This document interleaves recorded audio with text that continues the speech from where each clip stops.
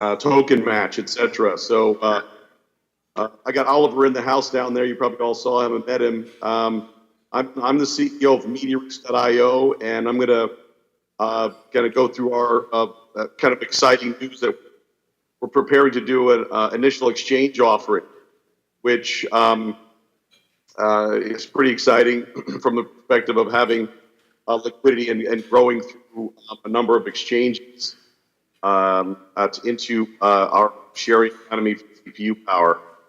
Before I get started, I'm curious, how many of you have a smart device in the audience? I can't see you, but maybe you can scream out the total number. It's everybody, right? Everybody. Well, how would you all like to make money when you plug that in at night and actually get your cellular phone bill plus more paid for by something that we're calling the proverbial Airbnb of CPU power? Everybody, right? That's what we're doing. Okay, I'm going to share my slide presentation, and I'm going to conserve bandwidth. I'm going to go off the video.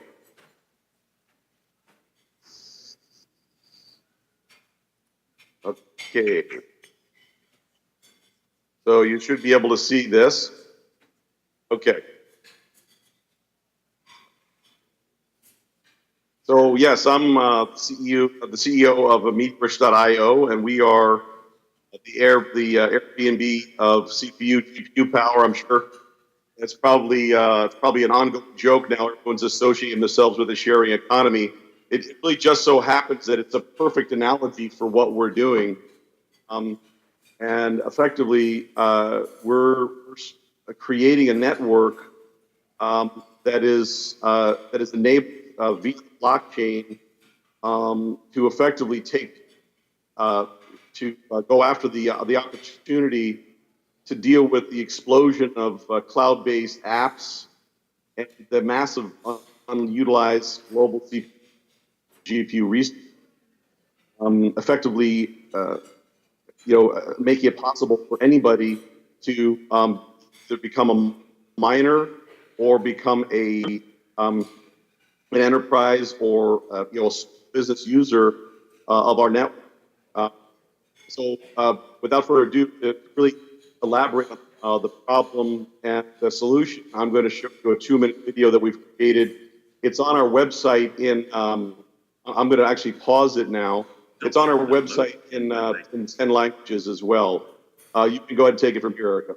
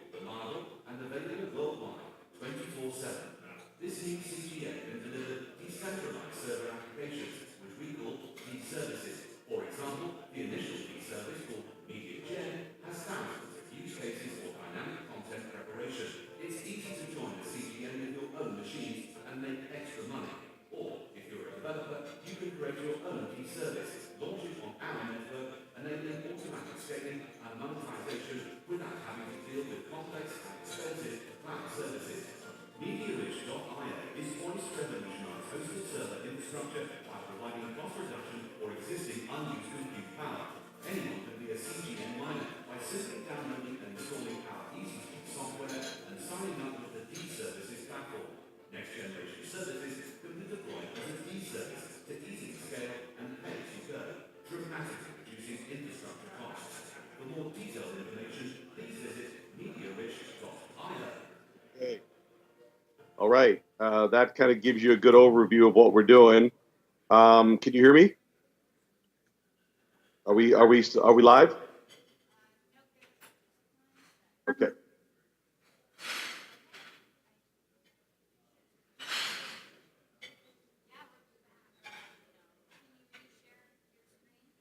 Yes, whoever.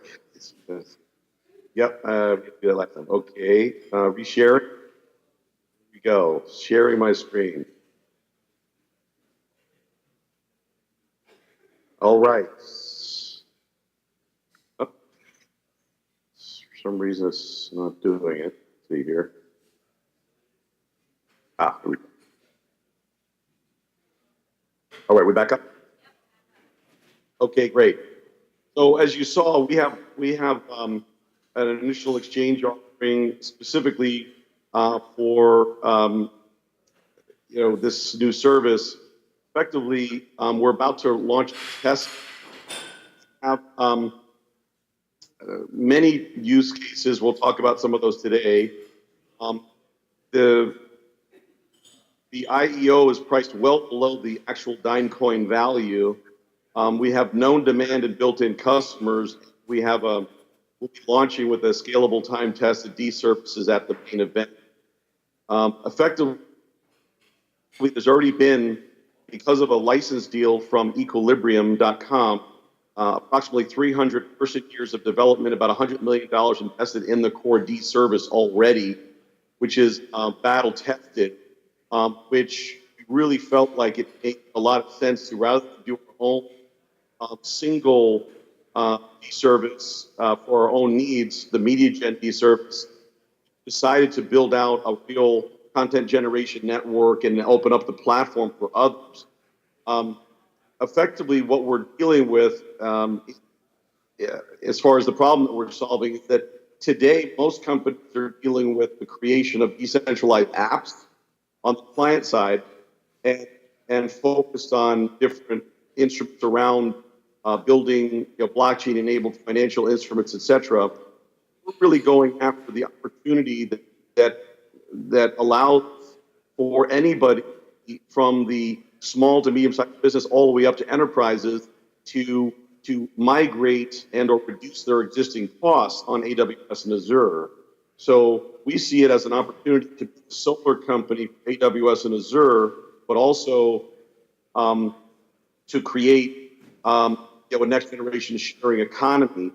And so the MediaGen D service is the first D service, but it does apply and will have availability for other D service developers, the I/O, the content distribution network compatibility, the fault tolerance, 400 file formats supported for any other app to use, and auto conformance from any content or any the creation of any mining or other service. So effectively, if you turned off the internet phone today, you would find out that many of your applications won't work because they need the centralized database access with the CDN. Our system solves that problem by effectively making it so that you can on-demand request any network type D service that we're going to auto scale on our network, effectively creating initial nodes and then enabling miners to join the network, including a number of strategic deals we have in the works with wallet providers, so that you can effectively automatically get paid directly into the wallet. So we call this a FOG network, or by the Dimecoin currency. It's very detailed, well thought out. Our CEO, the last thing he did was NetSuite for 44,000, the dot 44,000 companies as the 30th employee there, and he grew that out with all the technical architecture as well as the e-commerce platform. So effectively, we've had this vetted. A number of chief scientists have looked at this and say it's fully scalable, including some guys with the decentralized database engineer at Salesforce. So I'm not going to go too much detail on the solution, other than to say that effectively the white paper is extremely detailed on the website at .io, and we really have thought everything all the way through and have it working through any port 8080 today. So we're about to launch our test network, so anybody can install it and start making money. Effectively, we see this as an incredible opportunity to tie into any mobile device or PCs or mining rigs, etc. We've done the math, and Ethereum has to get to about $888 before it's more profitable to use to mine Ethereum than to mine on CGN. So we have a lot of passive income opportunity for, and really this will drive adoption. What is the number one thing to get people to install an app if they can make money? So effectively, it's easy to install. As a matter of fact, as I said, we're going to do some to kick this off, a number of bundle OEM deals where you just flick the switch and you're making money. You just turn it on. It installs a module like any other game installs modules in the background, and then it runs with the hours that you've assigned, and then you're earning money automatically. The enterprise allows you to effectively assign work or call the D service directly from any app, decentralized app or website, and then you pay as you go. And that's a really big difference between us and something like an AWS on demand or an AWS Lambda even. And we're going to talk about that in a moment. Effectively with us, you just have people provide proof of work and get paid, and you just either put in a credit card or create a Dimecoin a wallet and fill it up, and then you're paying as you go with that Dimecoin wallet. There's all kinds of use cases in the white paper, including content transformation, processing, auto conformance, dynamic imaging, on-the-fly transcoding.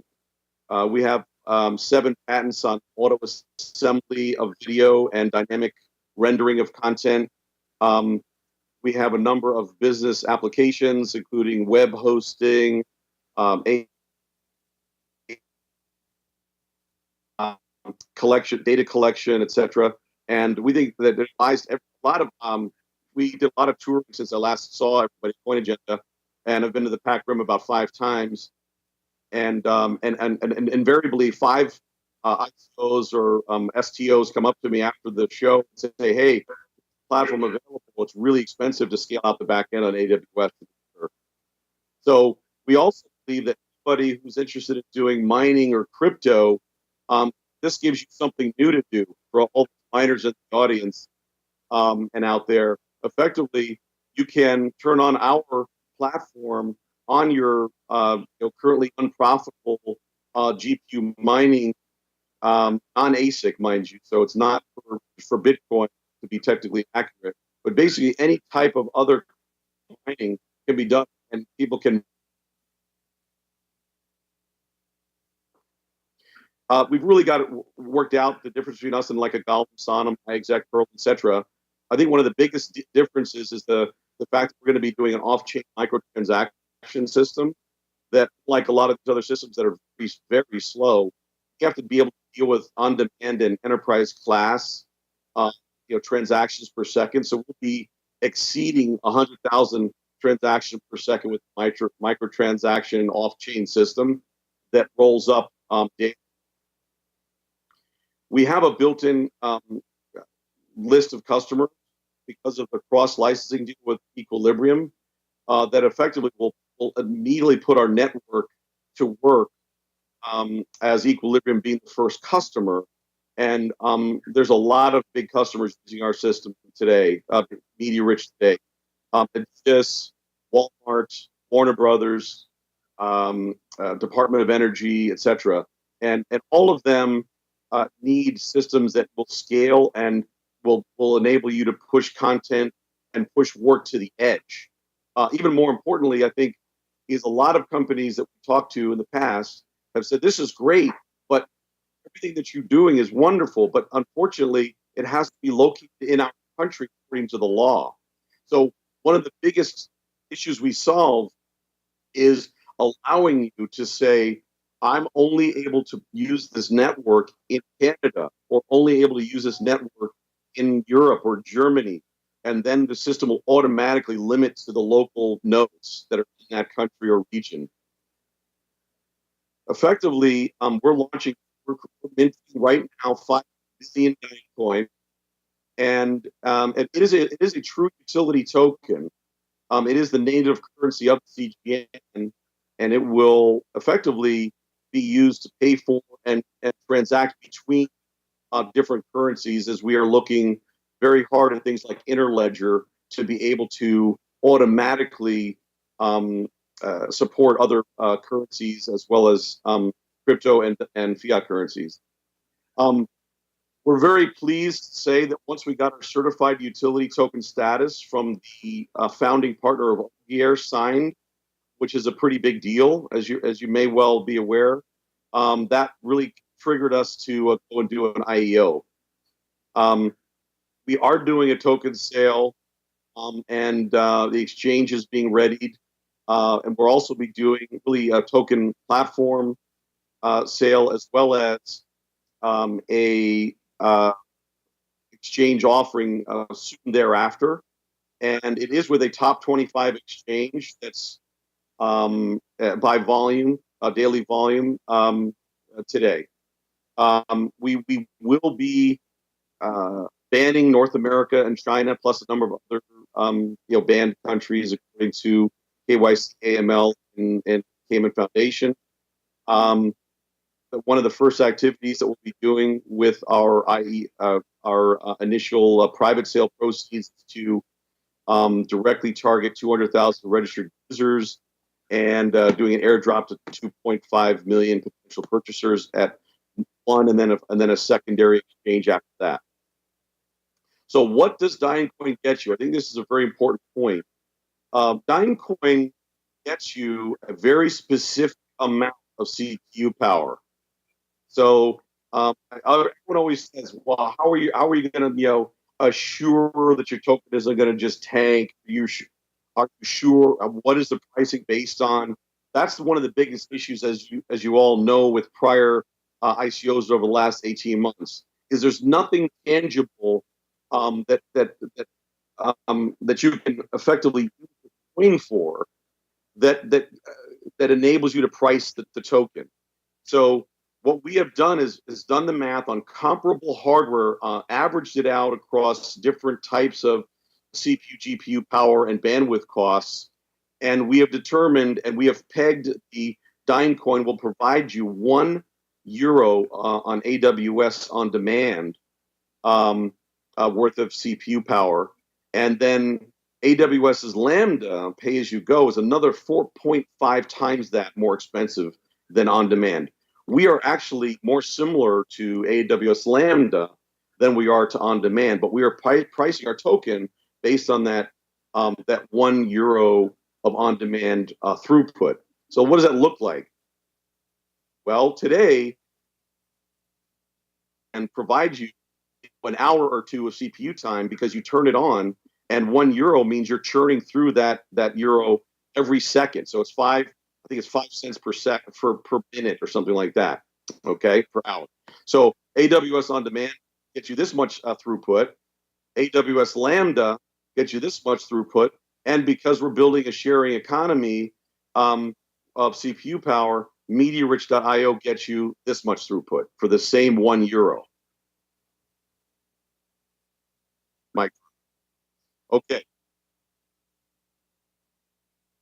Okay, thank you. I'm sorry. So this is the punchline. Basically, our private sale is priced at 15 cents euros, 0.15 euros, and there's a 50% bonus with 50 million tokens available for our private sale. Talk to ICO at MediaRich.io. Just to give you a little bit more on the team, David Jennings, again, prior he was the first core engineer and architect at NetSuite. He went from 30 to 7,000 employees and left and came and did this with us last year. Matt Butler is the core engineer behind MediaRich Server, and Brian Rice is, I call him Zuckerberg without the money. He's a database guru. He's on the team. And of course, Oliver, he's in the audience, came over from PwC. He's done a fantastic job of making sure we do all the right things for our white paper and our materials, etc. That's it for me. Any questions?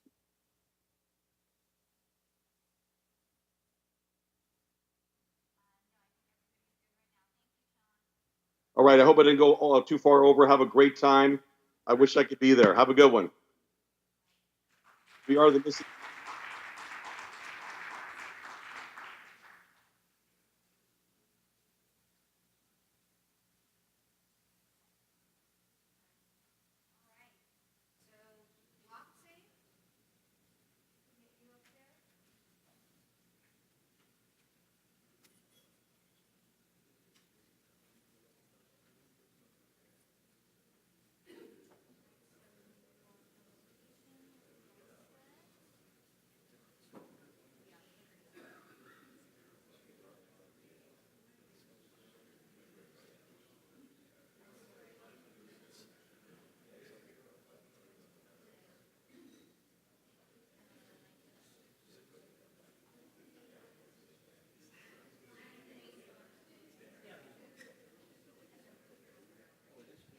Okay, we're going to begin in the remaining presentations, and we're going to start off as soon as it's loaded with BlockSafe. Dwayne?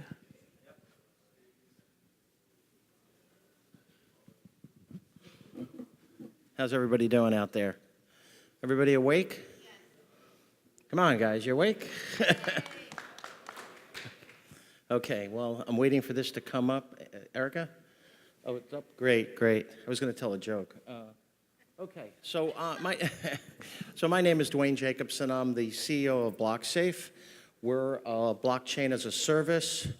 We're focusing now on the integration of things. I became the CEO about 4 months ago, previously consulting for BlockSafe, and we've taken a couple of pivots. So I'm going to go through some updates about the company. So we did an ICO back in, well, it wasn't called an ICO, it was called a crowdfunding campaign back in 2016 with a token called TRIG. Since I became CEO, we've done some management changes, focusing on building a profitable business, actually building the technology, really building use cases, and I want to show some of that today. Real customers doing things on the chain. So created a new team. The founder, Kevin Barnes, is still involved in the company. We're focusing right now on what we're going to do with our TRIG token. We're going through some legal things, the compliance issues today. SEC guidance is just kind of tricky, as you all heard earlier today or yesterday. So we're looking at developing a new utility token called IoT. That token is going to run on our blockchain, which is called Libertas. It's fully functional now, our blockchain, and our internal exchange. The new utility token, we're on a roadmap, and we're mapping that up and how that will be issued in the future. So stay tuned on that. We're just bringing out now a platform called Stream IoT, and what that's all about is actually creating a workplace for engineers, developers, do-it-yourselfers, hobbyists, small startups that want to create IoT devices and actually secure that data on the blockchain. And this is a platform for them to develop their own devices and actually have a place to secure that data. And that includes firmware hashing, that includes device authentication, data privacy, and also ownership of the data by the device owner, the purchaser. So I'm going to just show you some future, what the future may look like.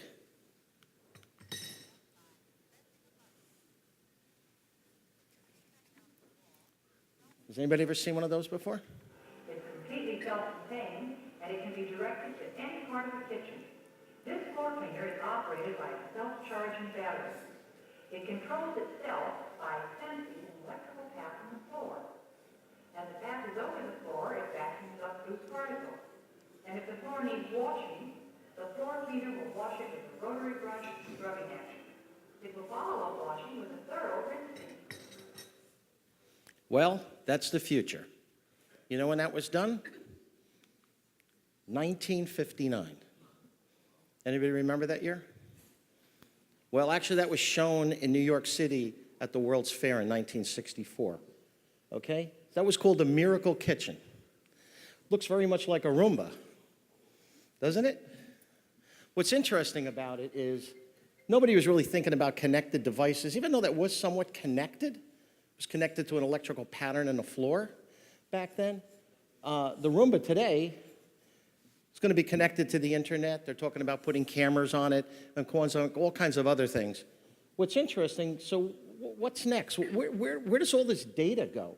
So 60 years ago, nobody was really thinking about data privacy, data ownership, what's the device doing? I think today we really, really need to think about those things because it's going to become a challenge in the future, and the blockchain is a real solution for that. So what's the big picture? I don't have to, you guys know a lot of this stuff. The connected world, what's going on with it, the data, devices talking to each other. But there's a problem with this. And the problem is that these things are not secure. You don't really know where your data is going. Sometimes you may not know the data that they're collecting. And I don't know, how many people actually read the terms and conditions when they accept something? Stu does. Anybody else? Very few people read those terms and conditions or even understand what they're accepting or where their data is going. We have an opportunity to have new developers of new technology, new devices actually do this on a blockchain and actually secure the data, secure the ownership of the data, and actually secure the authentication of that device. And let me give you a story here. See that over here, that little fish tank? Well, there's a story behind that. In Las Vegas, there was a casino, and this casino has lots of fish tanks in it, so you might know the one I'm talking about. And they had a device in that fish tank that actually monitored the fish, monitored the water conditions, monitored the feeding, and that device was very expensive. It was about 10 grand to buy it. Well, one of them broke, and they sent the device out to be repaired by a service company.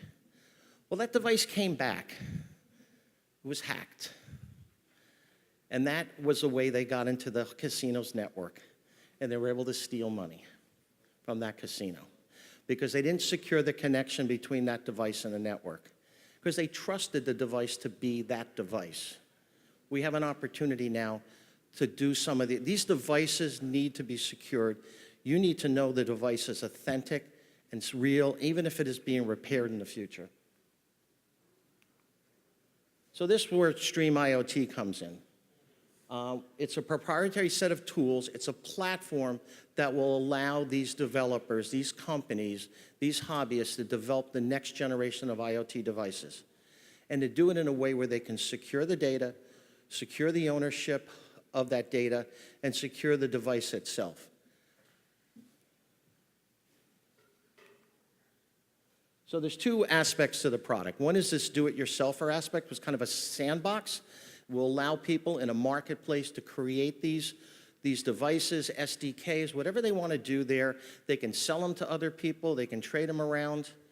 And then there's an enterprise version where if a company actually wants to use the chain and actually hash this stuff across the chain, they'll be able to do that. So let me give you an example of a real customer application. So this is called Gunary. And so what's that all about? So Gunary is an app that is utilizing the Libertas blockchain. It's going to be released in a minimum viable version sometime in April, I believe. So let me give you the backstory to Gunary, what it's all about. BlockSafe really started out as a company in the defense firearms space. Okay, that was kind of the focus. We were going to create gun safety using blockchain. We haven't really abandoned that completely. Gunnery was one of the examples we were looking at back in the beginning, and it's come to life. What it's all about is, how many firearm owners are in the audience here? Anybody own firearms? Not many. Well, if you live in the States, I'm not sure about Puerto Rico, but if you live in the States, because there's 50 of them, when you move firearms between states, there's different laws. When you transport firearms around in your transportation, there's different laws. There's places you can go in certain states, depending on how friendly or unfriendly you are about firearms. That's really important. It's really complicated for firearm owners to really understand those laws. So how do we take something that needs to be private, personal, secure, somewhat anonymous so no government agency can see it? Well, we can hash that all out on a blockchain, and we can overlay all kinds of internet services on top of that, like geo-tracking, geo-fencing, the actual location of these firearms, the movement of the firearms, all on an application without anybody knowing anything but you. So the reason this product was developed by the creator was that they had a person in New Jersey, which is a very friendly firearm state. No, it's not. He actually, if you live in New Jersey, you need to keep certain firearms in another state because they're illegal in New Jersey. So a lot of people in New Jersey that want to own long rifles that are illegal in New Jersey, keep them in their homes in Pennsylvania. So what happened was, long story short, he had a situation where he was going to his Pennsylvania home, driving to his range in Pennsylvania, had an emergency with his mother becoming very ill, and basically had a brain fart and drove into New Jersey with the banned weapon. Was in a minor car accident on the way there. In New Jersey, troopers saw the rifle in the back of his car, felony. $18,000 later, he's lucky he's not in jail right now, because that was a highly banned weapon in New Jersey. This type of tracking and trip reporting on this could have saved them from making that mistake. Gun manufacturers are going to create all kinds of electronics and guns in the future. They need a place to connect them to, that the owners of those guns feel that that data is private and secured. And this is just the beginning of it. So let me click through this. So that's some of the things. So it's going to run on our chain, the application. They'll have their own token. They'll be using the IoT token as a transactional gas on our network. So this is just an example of one of our customers using our network. Oops, sorry. And then just to prove to them that this data is hashed out, they'll have a block explorer that they can actually see the hashing of their data. I'm not sure a lot of firearm owners are going to care about that or make me even understand that, but we want to show them that there is a hashing and a security around those tokens. So thank you for the time. I got 4 minutes left, which is great. We're interested in talking to anybody about this. We're moving forward with our products, and we're kind of excited, and we'd love to work with anyone. Thank you very much.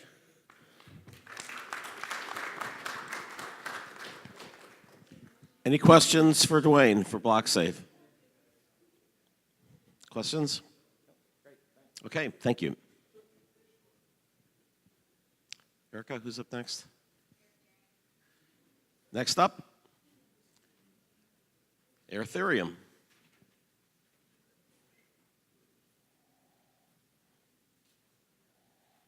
Stu Bullock.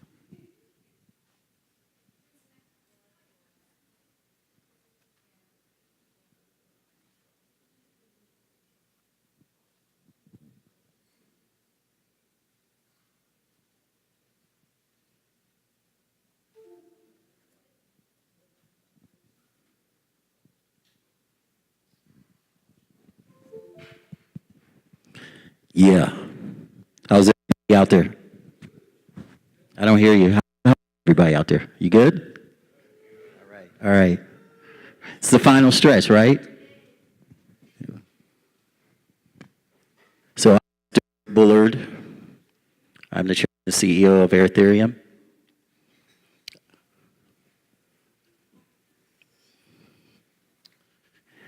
and I'm going to show you some cool stuff. First, I'm background. I come from a musically inclined family, but my father, he was a retired pilot, Air Force pilot. My mother, she worked in National Disaster Medical Systems, who contracted FEMA. At the age of 5, started playing the violin.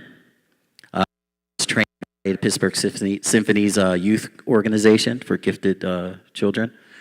And by the time I was a teenager, I mastered instruments fluently. I play all string instruments, brass, you know, all these things. And then with the passion of music, you know, I need to go to college. So I just, I went in for pre-med, neuroscience. And I started doing my first year in that, year early out of high school. And then I ran into Dr. Dre. It was like, hey, Dr. Dre's looking into, you know, music, changing reinventing his situation. You'd be perfect for that. So he put me on with Dre, and then I'm like, this is cool. Dre, I hear you're one of the best in your city, and my friend, your friend says he's better than all of my producers here. He says, if you're anything you say you are, you have a place with me to come out in L.A. So I'm all excited. I said, Mom, I'm going to go work with Dr. Dre. And she was like, wow, I'm excited. Wow, that was great. So she goes to church. she goes to talk to all her friends. You know, my son, he's ahead of his time with the medicine. He's going to go to California and do something with a guy named Dr. Dre. They were like, so can you imagine when they told her who he is? She went back, came back to me, you know, make it happen, militant, you know, very hardcore. He says, they're like, there's no way that you're going to LA with Dr. Dre, right? And, you know, I did it because I'm passionate about things I do.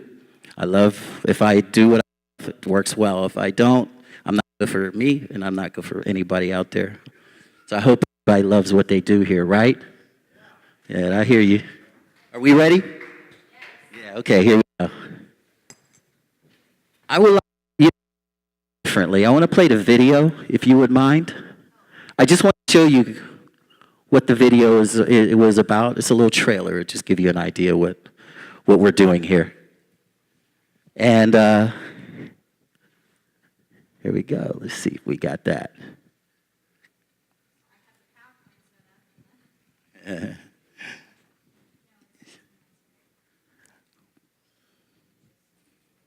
I'd like to thank Michael Turpin and his whole team out here who's facilitated not only CoinAgenda here, but I had a great time at CoinAgenda in the previous ones. I appreciate you, Michael, for putting this together in Puerto Rico.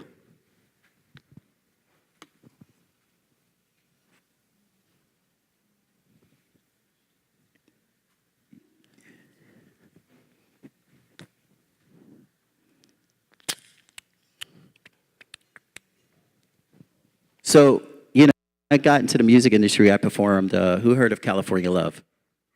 Raise the hands. Who heard of California Love? Okay, so it was the East Coast that produced all the West Coast music. I was the guy that did California Love, Keep the Hits Ringing, and a lot of other hits. We left Death Row, created Aftermath Entertainment, and we have Eminem, Kendrick Lamar, and a bunch of other people. It's a one-way price to Sacramento. So what happened, the reason I'm telling you my background in this is because the file sharing happened, and we missed the boat. We're giving everything to platform holders because the music industry is legacy, and that's what we're running, legacy entertainment. So I went into become a pilot. I'm type rated, mid-size jet down. I have 14,000 hours, and I've from Citation 10 all the way down. To understand the business of aviation, I became an aviator. I'm very passionate about it because my father used to show me all the time. Yeah, there you go. There it is.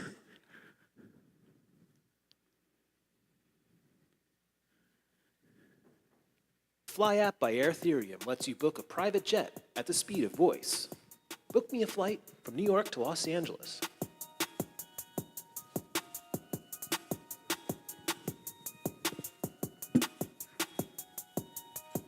And getting started couldn't be easier. Begin by signing up for a new account. Pick a username, enter your email address, and set a password. From the home screen, tap the profile button to enter your personal information, like name, phone number, and date of birth. You can customize your flight preferences, car service preferences, and food preferences. To book a flight, you'll need to purchase FlyCash, which is our digital currency built upon our own private blockchain. You can purchase FlyCash with Bitcoin, Litecoin, credit card, or PayPal. The Fly app will access real-time price data to calculate exchange rates. Now you're ready to book a flight, which couldn't be easier thanks to our voice-activated AI. Simply tell the Fly app where you want to go, like, book me a flight from New York to Las Vegas. The app will show you all the available flight legs for your query. It will display the aircraft type with photos and pricing.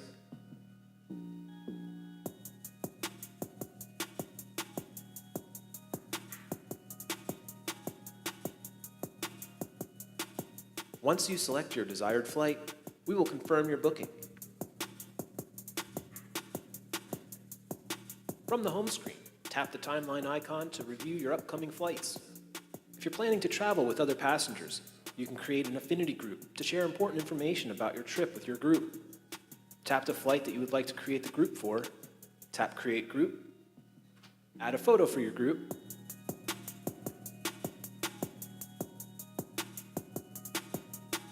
give your group a title,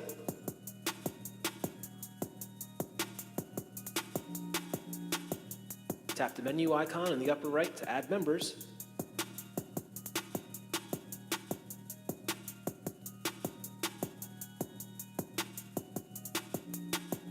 now your whole party can chat right in one convenient place. And that's it. You're all set to hit the skies in style. Okay, now you can put we can go to the PowerPoint out. And what I was explaining about the music industry missing that boat, it was the file sharing that was happening in the internet boom, right? And what I realized in going into aviation is the same setup is the music business. It's like ran by legacy. They are very slow to innovate, but not only that,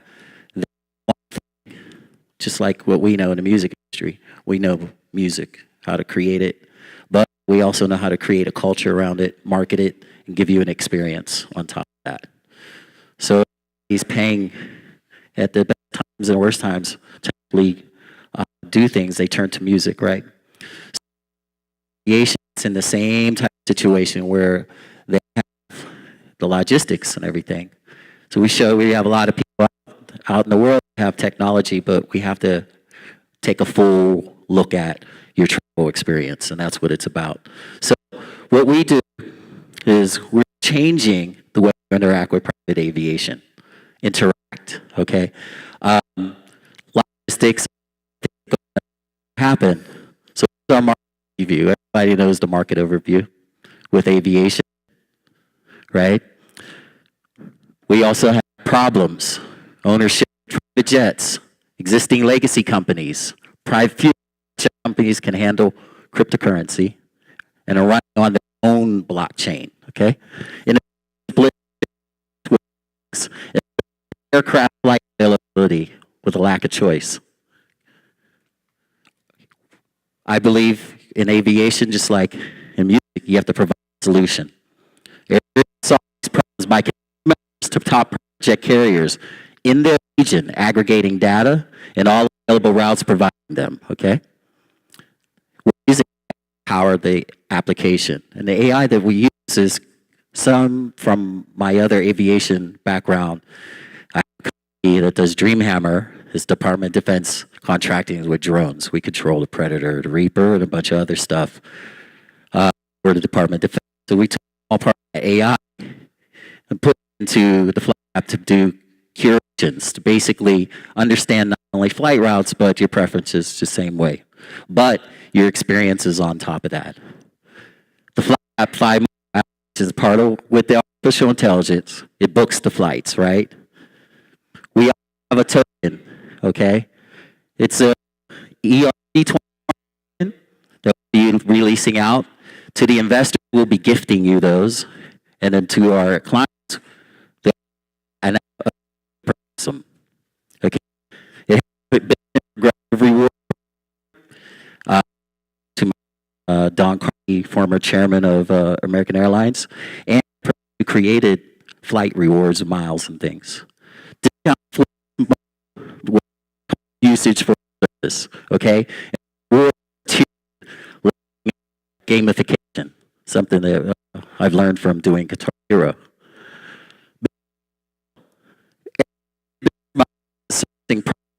Connecting members. Okay, it is the same things, and we have years to do that. Competitive analysis. People always ask me, "Who do you? What did you do with Legacy? What did you do with Jack Martyr or Wheels Up or any other people?" I say, these are the things that we do that are better, right? But the experience. Why? Being a member, a pilot, and an aviator, but I know the industry as far as the experience because I used to be in the back. This is my team. This is a world-class team. Everybody is an expert in their field, from blockchain, software programming, and then you see this guy right here. Guy here. This is a team right here. I love my team. We started to fly last year. We started building the app last year in the process. We started Sundance last year, and then we returned Sundance this year. We recruited a team, an intelligence, blockchain, and traditional finance. We did this very fast. We're secure C round. We received approval from this FDIC with very few banks up in Wyoming that have a bank account that's crypto friendly. And the banks are very excited with us because of our relationships with the industry. We established partnerships with carriers around the globe. We did MVP right after that. We started building the MVP really quickly. And say, and does service for door to door.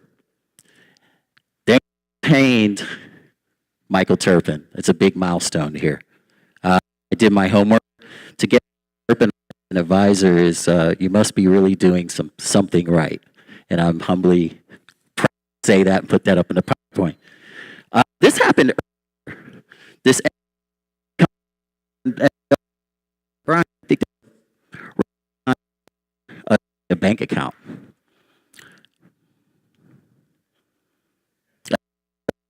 Fly. That's the fly. About our experiences here with Ethereum. What we do is provide to our constituents not only just the flights that go up to you, right? But we travel where we bring our experiences. So, for instance, we did science last year. We were rated top 10 of the places to be at Sundance. Why? Because we flew constituents to have sort of speaker sessions, screenings, excursions from snowboarding and all the additional things as well. But we have parties with single night. To establish this experience for all of our constituents. We flew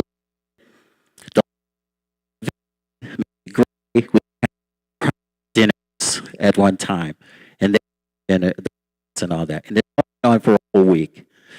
This is one thing that I believe, and everybody knows that if you're going on vacation, what do you do as soon as you get off the plane? What else is there to do besides what I'm supposed to do right here, right? So that in this space is the experience around that with the actual play that we do, and the experience in the aviation, blockchain, and entertainment. Thank you.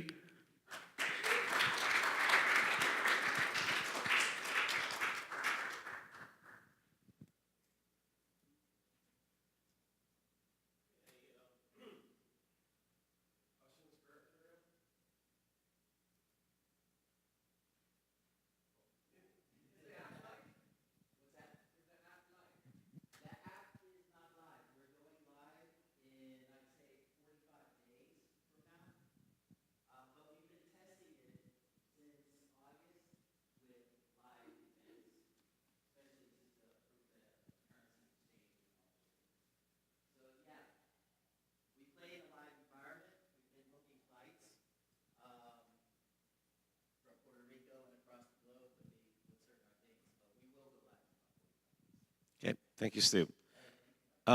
Next up, VODSX. We got a twofer here.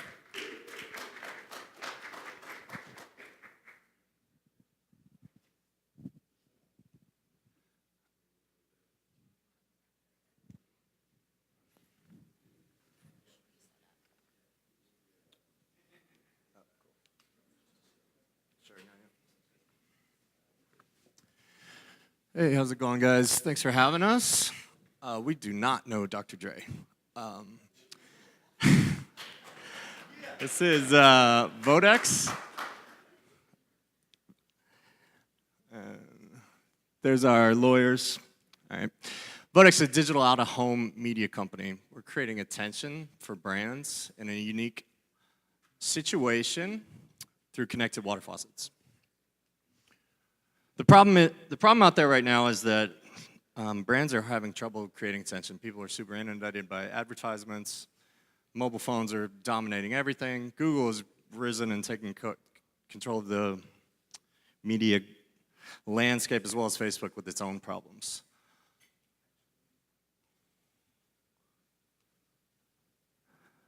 Again, mobile phones are dominant. Attention's increasingly being bombarded. What we found is a place where you literally can't look at your phone. So you're going to go into a bathroom, lean forward, wash your hands, and you're going to watch an advertisement. So the point is that you're creating attention where it can't be ignored. It has very good brand lift, as well as where some of the social media advertisements happen, they're able to target folks and control demographics, look at different groups.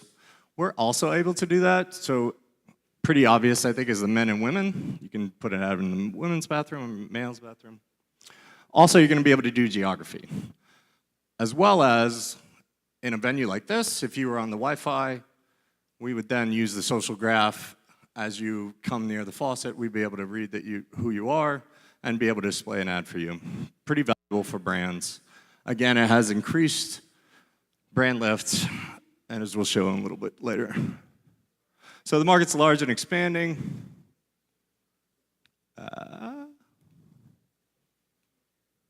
Oh no, animation, sorry.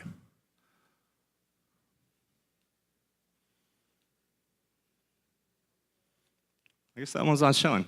So the market's large and expanding. It's $500 billion in digital advertising by 2020. For out-of-home media is where we actually sit, so it's a billboard business, correct? $60 billion. Last year, of that 60, 15 billion was in digital out-of-home media, instead of our expanding market. How we get to our amount of units, there's a lot of opportunities to put these faucets in places. 3.8 million retail stores in the US, shopping malls, there's 100,000, 660,000 restaurants. There's a lot of opportunity to place these, and as well as create a national brand audience across geographies. So here's the product. We spent about $1 million out of our producer out of Hong Kong developing this product. It's also outside on the, thank you Satoshi Cafe for showing it. It's out there if you can look in the lobby. So the cool thing is, so again, there's an advertisement as you lean down and wash your hands. It's got audio enabled. It's connected device with Wi-Fi and Bluetooth. It's RFID ready. There's real-time reporting for the advertisements that are able to be done. It's wirelessly connected. The really interesting part too with digital media is there's a lot of fraud in digital advertising. 50% of ads online are probably fraudulent. One human, one ad. You can't really bot washing your hand and putting your face in front of a device, which is going to be very powerful for brands. There is some blockchain aspects that are going to be put on as we go forward. This current offering isn't really using that valuation, but what we envision is using an NSFT token to create a sovereign unit. For every faucet, you'll have a token. That faucet will be able to control the advertisements over the blockchain network, as well as reward consumers as they watch these advertisements for real-time activation in the venue. So you can imagine if you were here, they wanted to push the appetizers over there at the restaurant, download this wallet, get a free appetizer, and go forward. As well as casinos really like it for the act for that evening. From there, it's going to have a governance protocol token. We're really trying to look to build an ecosystem where people are optimizing advertisements, optimizing ad traffic, creating third-party applications on it. Again, that's something to be done probably in 18 months to 24 months, but we do have it up in our game plan. So, talk about traction. There's 1,000 devices out there already. A lot in Vegas, probably our key entertainment group, Caesars. We have a LOI out of Havas, out of Asia, that's producing in partnership with the Singaporean government, as well as in Hong Kong and then Manila. They're using their brands and working together with venues to create opportunities to, again, capture attention for certain audience members. We have an LOI to South Africa for 10,000 units, partnership with JC in Israel, and then AEG in the US. The key point here is we have 20,000 LOIs, 20,000 units in an LOI to be executed over the next 12 months. And then let's talk about the economics there. Costs $600 to make and install, $2,000 a year in revenue. Again, we have 20,000 units to put out. There's 1,000 existing that's proven the network, proven the idea, created the revenue of that 2,000 a year. So, the Vodex STO. We are doing an STO out of Dealbox out of California. The offering is $12 million. At $140 million valuation, you get a 5% dividend of top-line revenue for 5 years. Now that number, it might be a little sticker shock on that number. The key point here is that we have the 20,000 LOIs, shovel-ready to install. If we did that over the next 2 years, that revenue comes out at $40 million. You do a 7 times multiple, it's a $280 million business. So in the STO, you're getting a hypothetical 50% discount on that. Here is the very specific terms of it. It's preferred shares that are convertible at 25-to-1 on change of ownership or an IPO. 5% royalty, again, for a 5-year term from top line. And then the details of specifically of how many shares would be outstanding. So with that, John Squires is going to tell you why this matters. Thanks, Jimmy. So I met many of you on Friday in the legal regulatory panel. I'm John Squires. Formerly in-house for Goldman Sachs for 10 years now in private practice with emerging companies and IP. For those of you familiar with the Key and Peele skit where Luther is the anger translator for President Obama, I'm the regulatory translator here for Jimmy. And that is to say the offering is Reg D compliant. So there's kind of nothing to see here, straight down the middle, like just a plain vanilla sweet spot Reg D offering. And you have the product, which is actually in market and tangible. You have the linkage that the media is providing through this platform to the behavior influencing, and the investment is going into what you saw from Jimmy to commercialize, expand the market, and develop additional products. So again, in terms of regulatory translating, it's boring in a good way, and that's designed by design. So thank you. Thanks so much. If you guys have any questions, we're around. Scott is the CEO here, and then there's a couple people in the room to answer. So thanks so much, guys.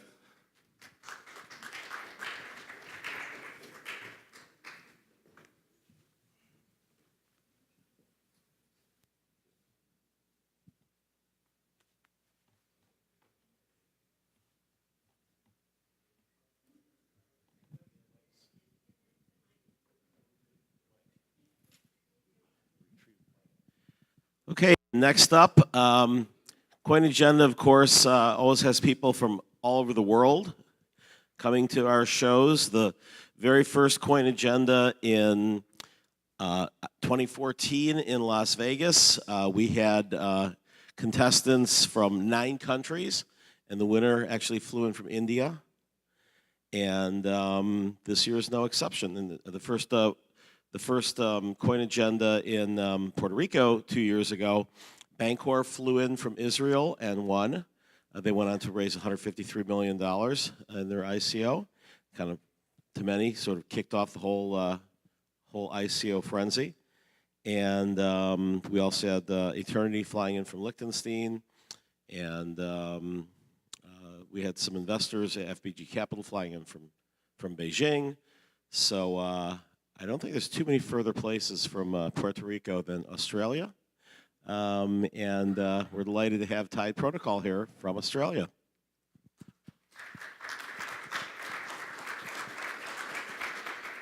Isaac, I think you said that the flight was like so long that you were just like fine when you woke up because it was just like a week on the plane. But it felt like I was flying for 2 weeks.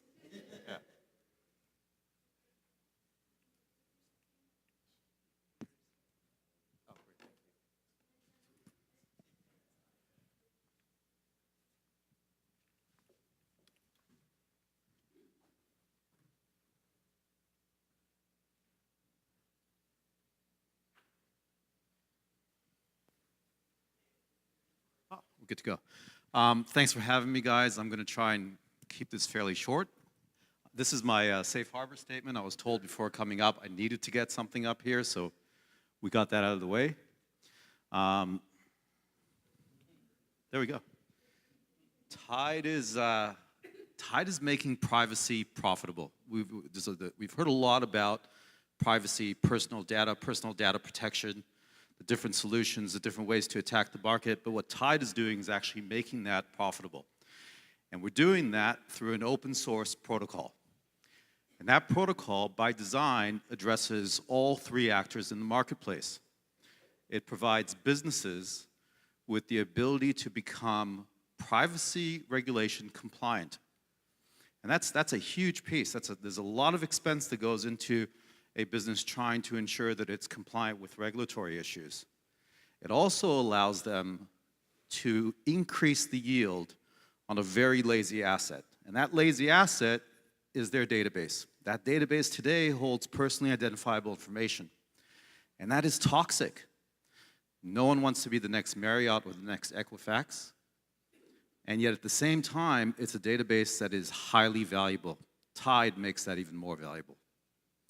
And for the consumer, it allows consumers to control their data at the place where they created it. You as a consumer should be able to own your own data. Tide enables that.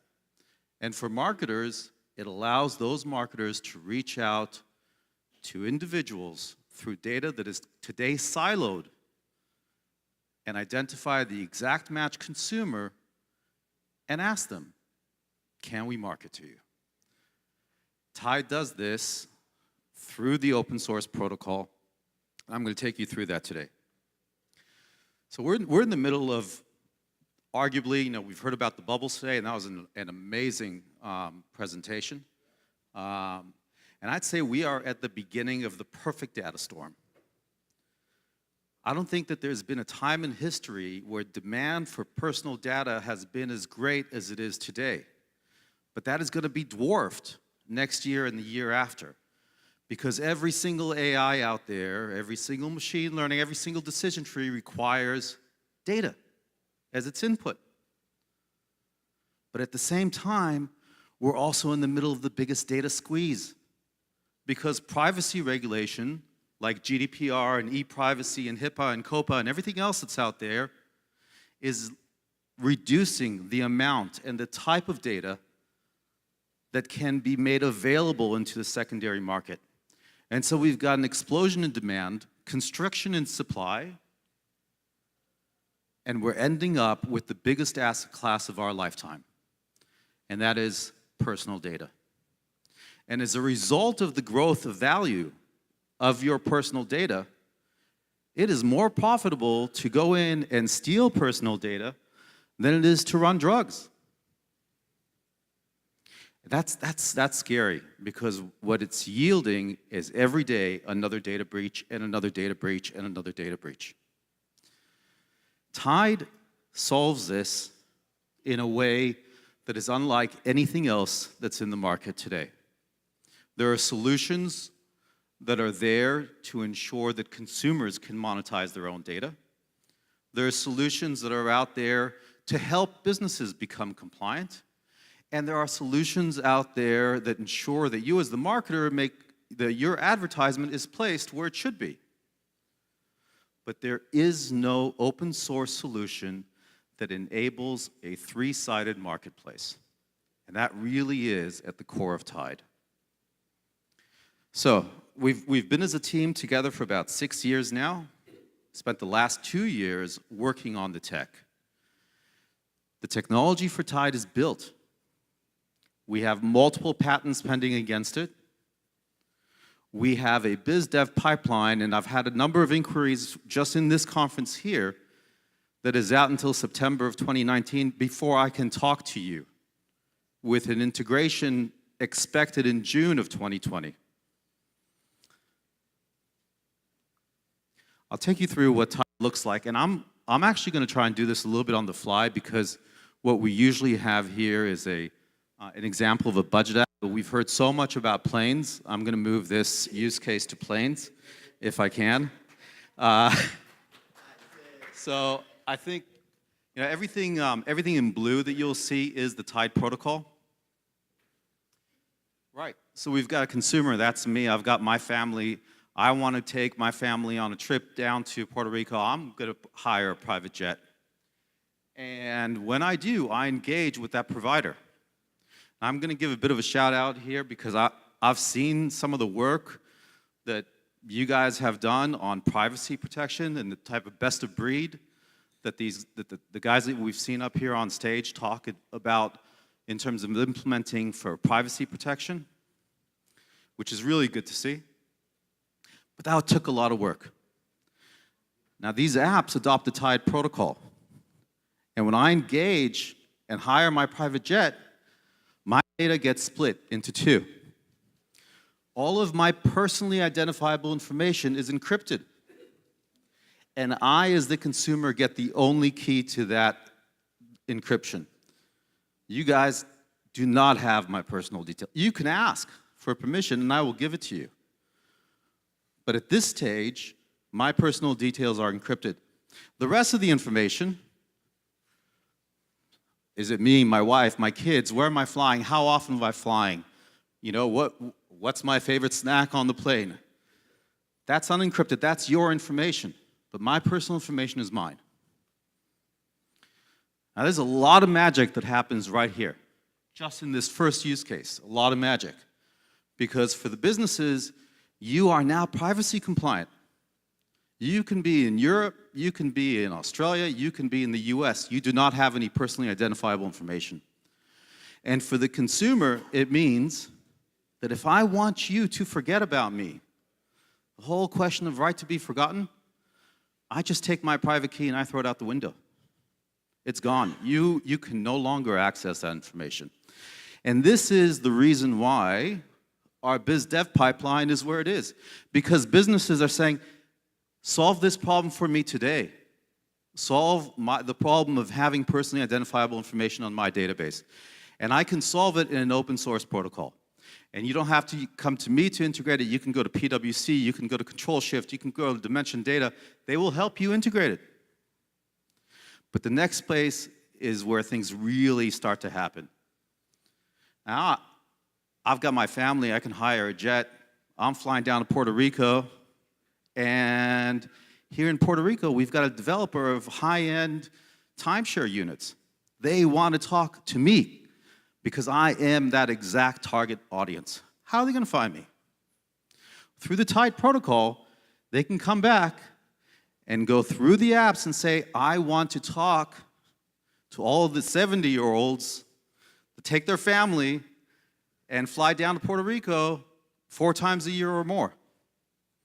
That is some seriously targeted marketing.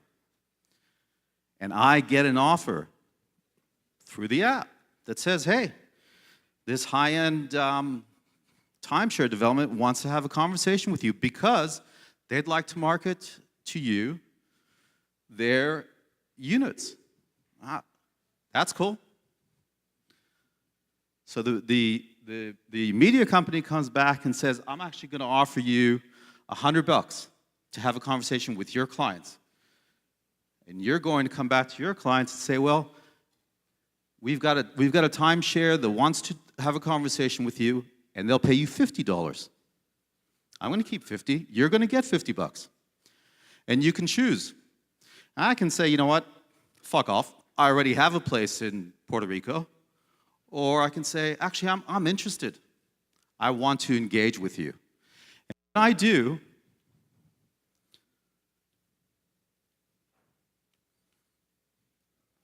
when I agree to do that, then my personal data, along with the unencrypted data, goes back to that condo owner. And when they make sure that there's enough data in there, and if we've got the right integrity, that money gets paid, and I give them the key. And once they have the key, they're now able to engage with me directly. And in doing that, we've just created a new revenue stream for your business. We've removed the liability of holding personally identifiable information. We enabled consumers to control their data, and we allowed marketers to identify and engage with an exact match audience. It looks really simple, but it's actually quite complex. So where are we at? We raised $2 million in a seed round back in last year, and since then we've raised $6 million against our STO, which has a hard cap of 30 mil. We're actually going to be launching that in South by Southwest in March of this year. Our go-to-market's actually been quite surprising because almost all of our customers, almost all of our investors have been customers of those businesses that want to adopt the Tide protocol. In the real estate side, just think about how much detail you have to give to rent a unit. And the amount of money and time and resources the landlords have to put into making sure that that data is secure. So if it makes sense to an enterprise player to adopt the Tide protocol, it also makes sense for that enterprise player to invest in the Tide protocol. So the money that we've raised has come from the non-crypto world. In fact, I said this yesterday, I'm forever apologizing for being a non-crypto player, and I'm learning so much from you guys, it's amazing. Our team is a fiat team, but we are in the DLT space. So we go to market through enterprise-level businesses, and when a business adopts the Tide protocol, every single consumer on their database gets created a Tide wallet. So our growth is very much a step change growth. We're engaged with the world's largest education provider, online education provider. One business, 70 million records. We engage with Pocketbook in Australia. It's a budgeting app. Just think about the financial piece of this. One business, 3 million records. And all of that inventory is made available to the likes of WPP, the world's largest media company, Publicis, M&C Saatchi, Lita. Our board, and you'll see here, is actually made up of some real heavyweights. Andrew Edwards, the former CEO of Leo Burnett. Tom Derry, worldwide chairman of M&C Saatchi. Carrie Chikarovsky is the former Liberal leader for New South Wales. She engages with all of our government outreach. We work with governments to ensure that we take privacy legislation and move it into code. And in doing that, we can allow businesses to have an alternative pathway to being accredited with governments. Because once that code is integrated, it's not a matter of will I or won't I follow the law. It's a matter of the law being baked into my organization. So that's Tide. I want to thank you guys for the time and the opportunity to present to you. And wasn't expecting it, but it's an awesome sort of preview into what we'll be talking about at South by Southwest. Happy to take any questions.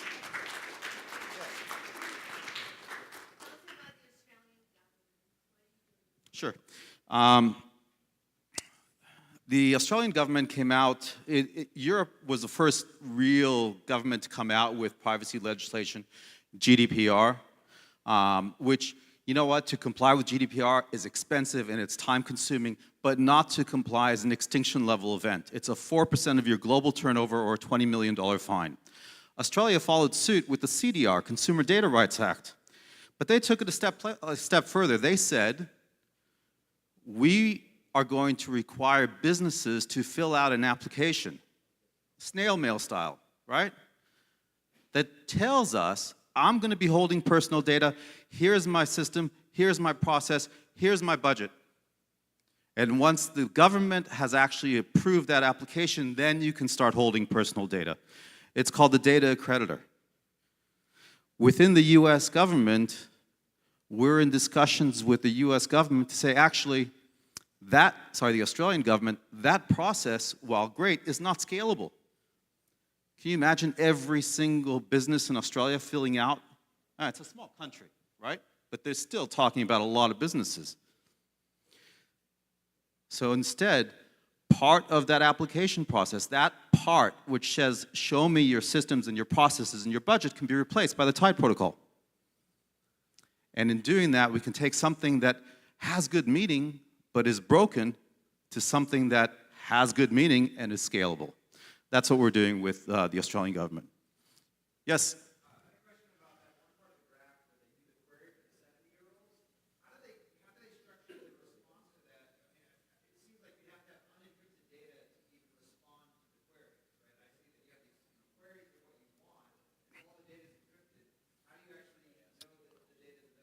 Right, that's a great question. So, I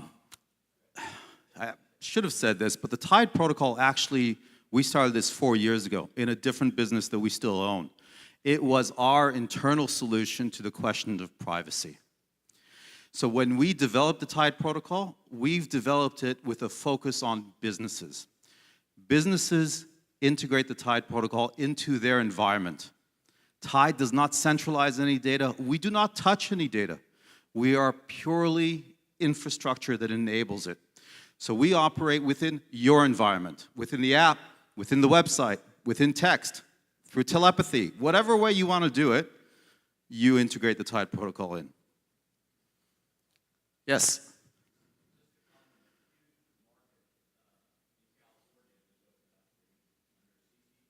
That's right.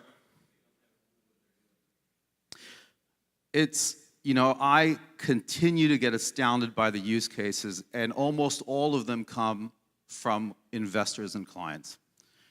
Because when you think about this, it is any organization that holds consumer data. Now, we used our private jet business because we saw so much of that, but our different use cases are just wide and varied. Great. Thank you very much, guys.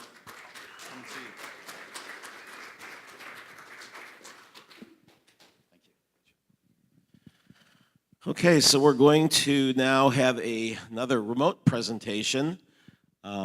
This is Aspire. It'll be live from Las Vegas. Many of you may be aware that I started an incubator in 2015, B-Commerce Labs, and this is the first, second company and the first token coming out of that incubator called Aspire. And my partner is Jim Blasco, who's a very talented technologist.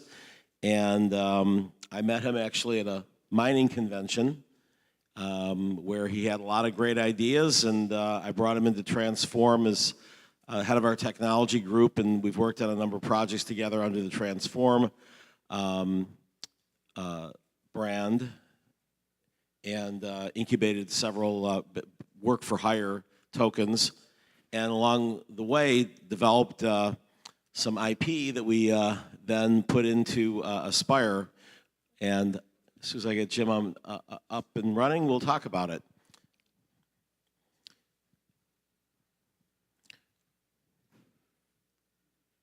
So the token crowd sale for utility tokens are not dead.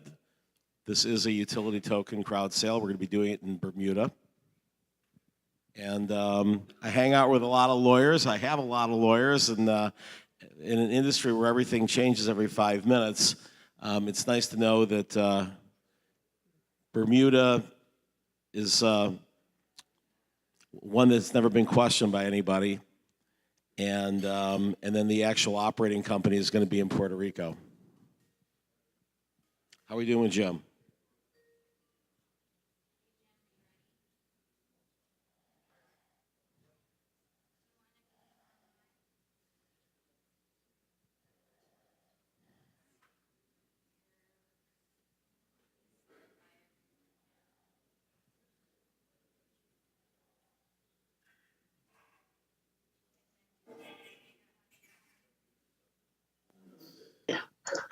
Wait. All right, there he is.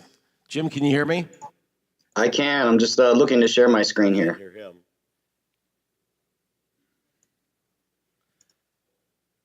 Let's try it again. Jim, can you hear me? I can hear you. Okay, great. So I gave a little bit of a lead in about the incubator and doing a few tokens together, but why don't you sort of tell us about Aspire, and Jim would be here other than he's working with his team to get the final product together. We sort of believe that when you have a token in this environment, you should actually have it up and running and working, and we'll be using our funds to really just expand and improve it and get it integrated. So, Jim, I will turn the floor over to you. Hello, everybody. I would love to be there. We're actually working on Aspire this year. I've been there the last few years and talked about Aspire a lot, and we're building it now, and we're getting very close. So I'm actually here in Las Vegas, and I would rather be there because it did snow here last week, something that's quite odd. So I hope you guys are enjoying the weather there. So I'm gonna do some things here. I'm gonna show you my screen, and can you guys see my screen? All right. Let's see if that works. Says it's sharing. Okay, great. All right, so guys, this is where we kind of start with everything. This is aspirecrypto.com. And I'll give you a brief rundown of who I am beforehand, before we go into this. But I've been working with Michael for years now. We met at a very early Bitcoin convention. And we both had similar ideas about cryptocurrency and how the world would start to use it more and more and more as time went on, and that's happened. He's been very right in most of his predictions of the markets and everything that there was. But we also saw that the business of crypto, where there was going to be companies that would want their own cryptocurrencies, and it wasn't just going to be Bitcoin and a few altcoins out there. We saw it being a lot bigger than that. So we started making cryptocurrencies for companies. Previous to that, I had made Unbreakable Coin, which was something that was traded on the major exchanges for many years.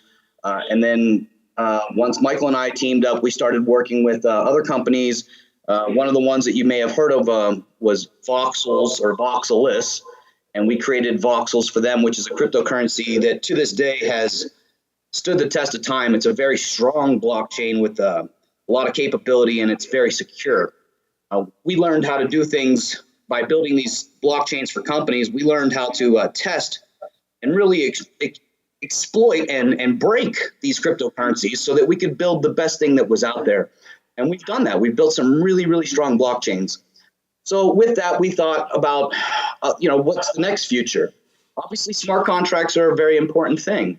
And we believe that we've got the solution for that too. And that's going to be what we call Aspire. Aspire is very much like Ethereum. Ethereum is a smart contract platform that allows people to deploy smart contracts or standards using different standards or even some custom work, where you're seeing a decentralized applications being used. I saw a great one today that came out, or I just became aware of it today. It's very much like SimCity, a video game for Ethereum, where people can build their properties and build houses and build farms, and they can value these assets and do whatever they like because it's a decentralized app on the Ethereum network. You can buy and sell these things that you build or make. So very neat stuff is happening now with decentralized apps. But we've seen other problems with the idea of smart contracts. And what we wanted to do was build something very similar to Ethereum, but stronger, something better. So that's what we've been doing, and it's almost here. So we use something called GASP, and that is our core blockchain. And that's what Aspire runs on top of. Much like Ethereum, Ethereum is a platform that runs on top of something known as ETH. Well, with us, Aspire runs on top of GASP, G-A-S-P. This is our core team right here, myself, Michael Turpin, and Matt Smith. We have other developers with us now, and we have other team members, but this is our core team right here. The bunch of us have been together for years. We are all have a blockchain background in this space. You can easily research any of us and see the many things that we've done. So what is Aspire's asset solution platform? It's a very simple way for you guys to be able to create your own smart contracts because it's not exactly the easiest thing in the world to do. If somebody said to you today, I want you to launch a cryptocurrency on Ethereum tomorrow, you wouldn't be able to do it. It would just be too hard and too confusing, and it would take you a while to figure out who to hire, and you'd probably hire 5 guys that would take your money, and you'd never even end up with anything. It's really a difficult thing. So what we've wanted to do is make that very, very simple for everyone. We want it to be easy to deploy these smart contracts. So we use the same type standards that Ethereum has been using, so we can use those same kind of codes in that contract code for our smart contracts. But we want to give it out there and explain how each of the different ones work, how simple it is to use them, what you need to change to make it work for you. We're going to explain this. We're going to have telephone numbers where you can call us and ask us how to do it. We want to be there to help you. We want to provide more of a service than Ethereum does. Ethereum originally gave you the tools, but they didn't really give you much help past that. So we're doing that and giving the service to help past that to make it easier for you guys. So one of the main things that we said was we can't just do that. We've got to make this better. How do we do that? Well, with Ethereum, you could do about 200 transactions per ETH. And so that becomes about $1 transaction or 50 cents a transaction. It's not really that cheap. And in some cases, it makes no sense at all. So what we wanted to do was allow people to do thousands and thousands of transactions per gas coin on our network. Again, that's called GASP. So with that gas coin, you can do thousands of transactions where before you could only do a couple hundred. We find that to be very beneficial, especially since we think that the token could sit around 50 cents to $1 and allow thousands of transactions. So that's almost free in a way. The other thing we did was we wanted to make this a more secure system. We've seen some of the other asset solution platforms out there like Ethereum Classic recently get double spent. There was a 51% attack that happened against ETH ETC, Ethereum Classic. Costs, I think, somewhere between $40,000 and $60,000 for them to perform a double spend. With us, it's not even possible. They can't double spend on our network. The reason for this is we've used something called ACP implementation. What it is advanced checkpoints to make sure that all the blocks that are being added to our blockchain actually come from us. We provide all the mining for the blockchain. Anyone can mine Aspire and Gasp if they'd like to, but we provide the mining because this type of thing has never really been seen before, where there's no real reward for mining. With Ethereum and with Bitcoin and Litecoin, you always see how people get rewarded coins for mining. That's not the case with us. So therefore, we don't expect a lot of people will want to mine Aspire or Gasp at this time. But that's okay, because we don't mind it, but they can if they want to. At any time, they can join us and jump in and mine. And there are tiny rewards, but it's really not that much. So we plan to have miners around the world that we are dedicating to this platform. We do this with a lot of the corporate custom cryptocurrencies that we make for other companies. We are maintaining those blockchains, meaning we keep mining them for the companies themselves, because people aren't mining coins that don't have reward systems. The reason there's no reward is because it's a fully pre-mined coin. We take all the coins up front and then offer them out. So this explains here how we use advanced checkpoints. It's just a big security measure that we've added to our chain. I hear a lot of times that people say, well, it's not decentralized, it's not really a blockchain if it's not decentralized, and it's a blockchain.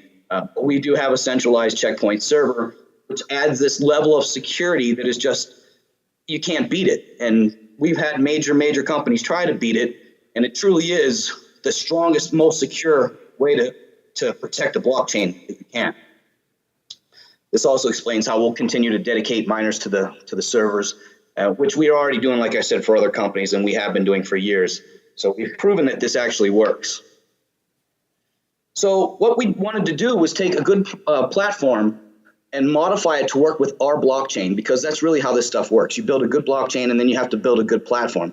But there's been some pretty good platforms out there before, and Counterparty was a really good platform. We took that and we completely redesigned it. We changed it to work with our blockchain. Originally, Counterparty ran on top of Bitcoin, and the problem with that was it just got impossible to send small transactions at an affordable price. I don't know if you guys remember a year and a half ago when Bitcoin got very expensive, use the network because it was being flooded. The rising prices made it like almost impossible to use Counterparty assets anymore. And it basically killed Counterparty.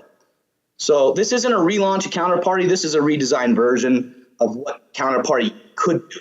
But we've made it a lot better, a lot better. As you can see, instant transactions with 2-minute block times for ACP broadcasting to all nodes. We need the 2 minutes in order to get everybody sync with us, all the wallets in the world. In 2 minutes, it can be done much quicker, but we just play it safe here. This is very similar to exactly what Litecoin uses. They're a 2-minute technology as well. And we're also staying proof of work, which is really great, because the other platforms that are out there are trying to go proof of stake because they simply have mining problems. All right, so we are built from different types of technology that already exists. The blockchain itself comes from Bitcoin, Litecoin, and Peercoin. All three coins have been around since the dawn, basically. We've taken this technology and we've built it into coins like Voxels, which is now known as Revolution VR, XVR. They rebranded, but it was Voxels. We've proven it with eBoost as well, and Jules, which is an upcoming coin that I'm not sure what they're going to do yet, but we did build one for them as well. And so these are coins that have never been double spent. They've never been attacked. Even Bitcoin theoretically could be double spent, but it would really just break down the backbone of Bitcoin. If you had the power to double spend it, you'd be somebody like Jihan, the guy who owns Bitmain and makes all the miners in the world, which would really just destroy the value of Bitcoin and wouldn't do him any good to double spend that network. But it is possible. The possibility is there. And like I said, it happened to Ethereum Classic in January. So it has happened. So as far as how we're compared to Ethereum, because I compare us to Ethereum all the time, we're much cheaper. We have lower gas fees, and there's more transactions per gas coin. Like it says here, we're going to remain a proof of work coin. They've been contemplating going proof of stake now for about 2 years, and they've been pushing it off and pushing it off. I think they're getting ready to go with that, though. We can handle 56 transactions per second. They can handle 15 at Ethereum. There is something that I really like, that they have the most working developers of all platforms. Ethereum is loaded with coders, something that we're just dying to get our hands on. What we're going to do is we're going to offer people small benefits to come over and relaunch their smart contract that they've launched on Ethereum. They can relaunch it on Aspire. So we're going to try to figure out some type of reward system for them so we can start moving those same existing programs that are just like the one that came out today for Ethereum, the SimCity one that I mentioned earlier, the game. They can relaunch on our platform in a second. So that's really, really nice. Here we go, Ethereum Classic. That's another comparison. Which Ethereum Classic, for those of you who are newer to crypto, Ethereum Classic is the original Ethereum. They went through a hack where somebody stole most of the tokens off their network. So they did a hard fork and they split off of that original network, and that original network became known as what is ETC today. So ETC is very similar to ETH. It's just a fork. It's a different direction. They have a lot of developers, but again, they were attacked, 51% attacked, which means somebody double spent money on their network, which is a huge flaw. These are one of the things that scares banks away is double spending. Okay, so Aspire compared to Counterparty. Well, I kind of mentioned that we're a redesigned version of Counterparty, but we no longer run on Bitcoin. And with Aspire, you can affordably send small amounts of assets, which is something you can no longer do on Counterparty. At one time, it was the largest smart contract platform. Now Ethereum is, and Counterparty could handle 7 transactions per second, where we were able to do 56. So we're kind of ahead of the game on most of these smart contract platforms, especially in the security mode of it. Yeah, we are definitely way ahead of these guys. So Aspire is actually the most affordable smart contract deployment. You'll be able to do it yourself for free. It won't cost you really anything. You'll need just a little bit of one of our assets, which anybody who goes into the Aspire ICO, they're going to get what's known as the gas coin, and then you're also going to get our first asset, which will be ASP. And you'll need that ASP in order to create a smart contract on Aspire. It will be very simple and very easy. This is comparing to Neo here, which is another ICO launching platform. We're not designed as an ICO launching platform. We're more designed as a software launching platform for people to launch applications and decentralized applications. We're not here to tell you how to start an ICO or have an ICO. I mean, we're literally going through our own ICO and launching and figuring out how that works. So we're not here to teach you how to do your own ICOs. Ethereum kind of labeled themselves as that at one time. Neo is kind of labeling themselves as that.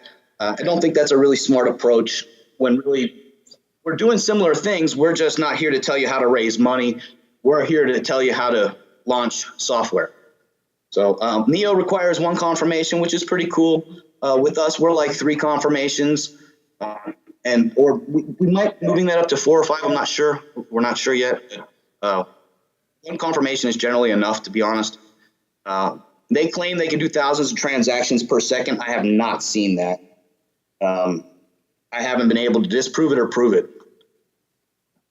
So here's our ICO distribution chart, and this is going to show how we're going to spread out the coins. 50% of these gas coins will be made available for the ICO, and they will be distributed after we've finished our ICO. That will happen this year. 20% of the gas is allocated to the Aspire Foundation. 20% is allocated to the founding team and early contributors, and 10% will be going to development, bounties, hackathons, pizza parties.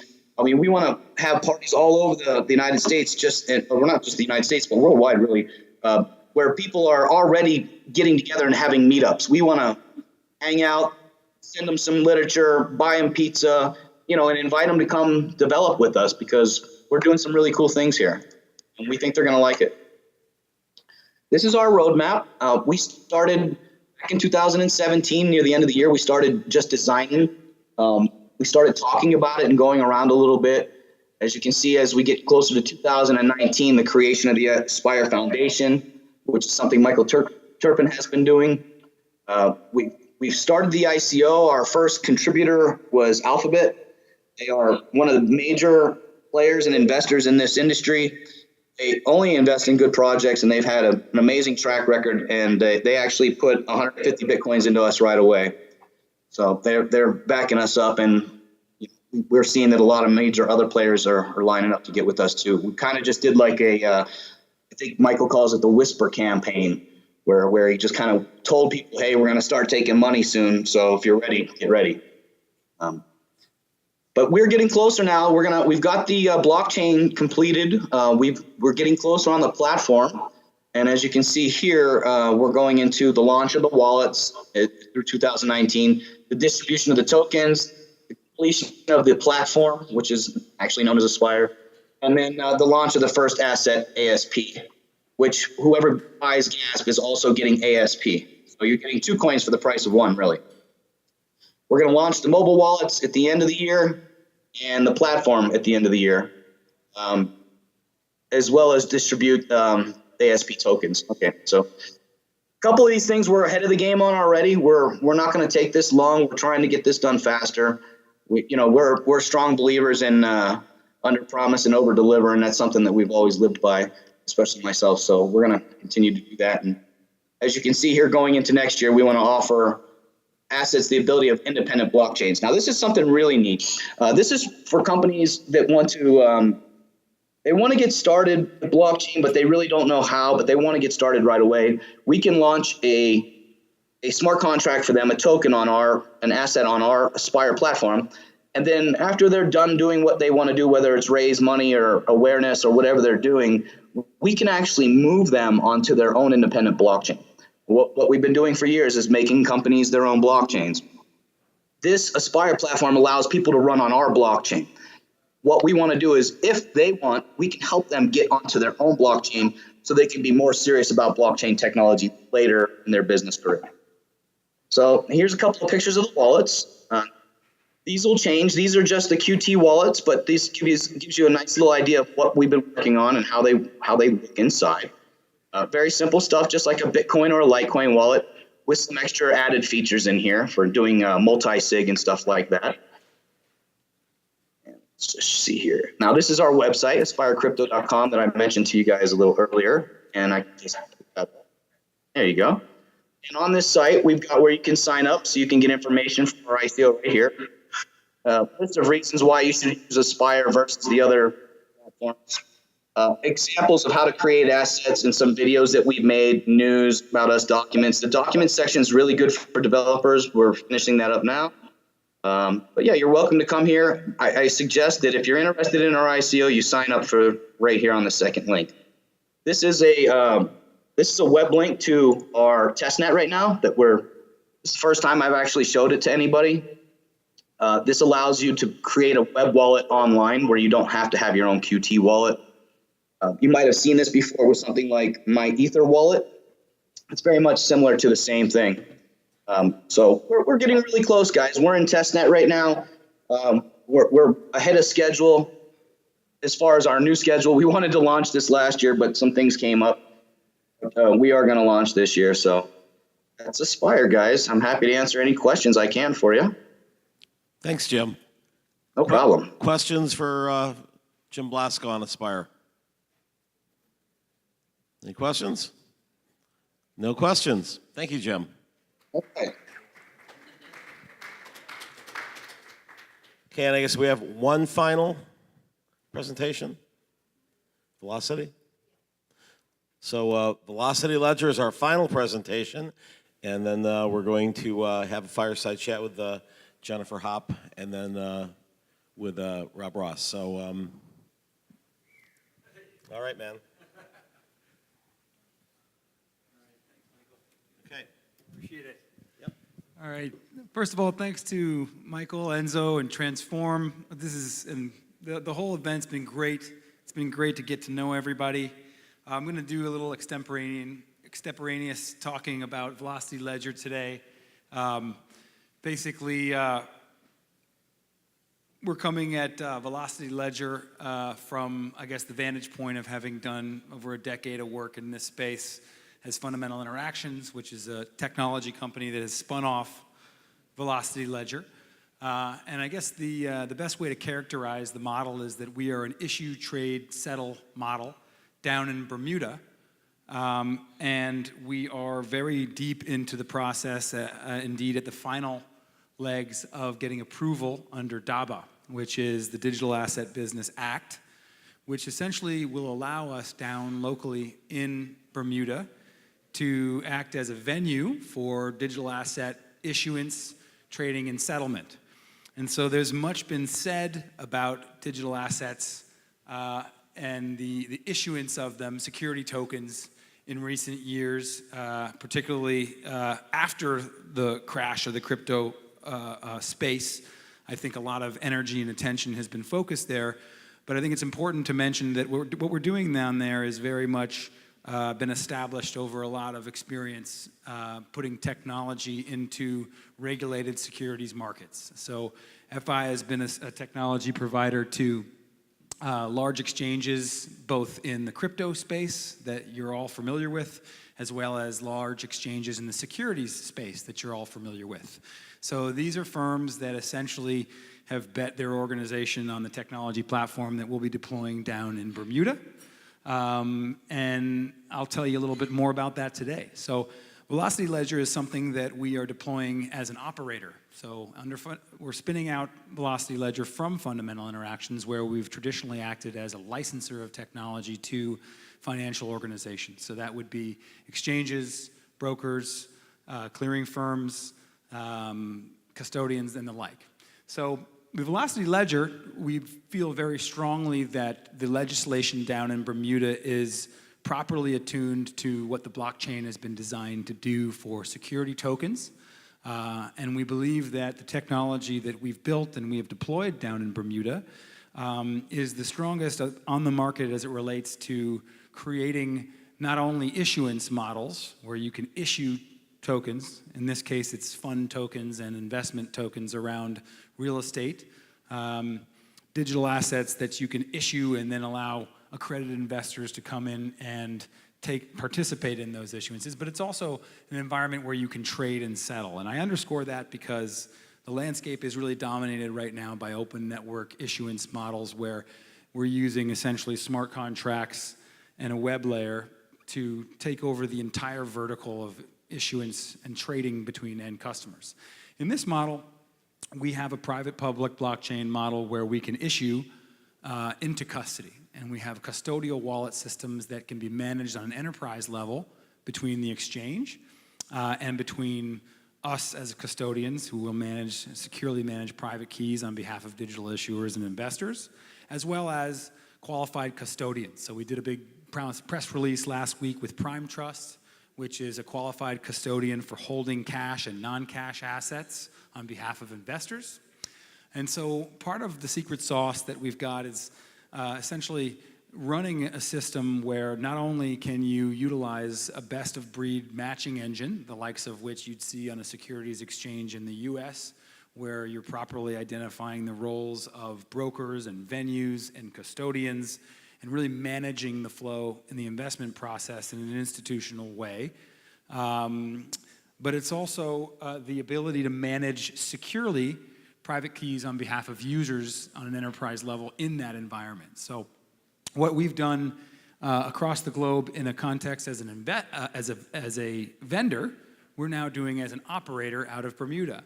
So Bermuda allows you to create a venue where securities can be backed by digital protocols where ownership is conferred in that security simply by possession of that private key, right? So with Velocity Ledger, we're really providing an avenue where companies can do issuances and know that those issuances are backed by really strong, sound technology, really strong, sound compliance framework under the Digital Asset Business Act, and something that they can bank on the fact that these tokens are not simply a one and done, right? So if we look at open network tokens, oftentimes the scenario is, as long as you're in my protocol, in my blockchain, and under the rules of my smart contract, then you can do business with others. But I think as we look at the last 18 months in the crypto space, we know that you might not want to bet on any one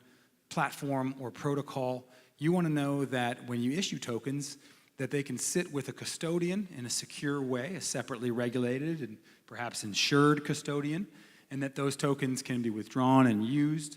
And indeed, with Velocity Ledger, we have a lot of partners through our fundamental interactions side that run our technology in different regulated exchanges, which could be candidates as the regulatory environment shifts in the US and in Canada and other places for taking those tokens on and trading them. So obviously none of this stuff is a guaranteed, but I think we're in the position to really be able to respond to, I guess, demand for tokenization within a solid jurisdiction like Bermuda, and also have our sights set on the onshore and other developed markets as the destination where we'll be trading tokens in the future in a compatible way.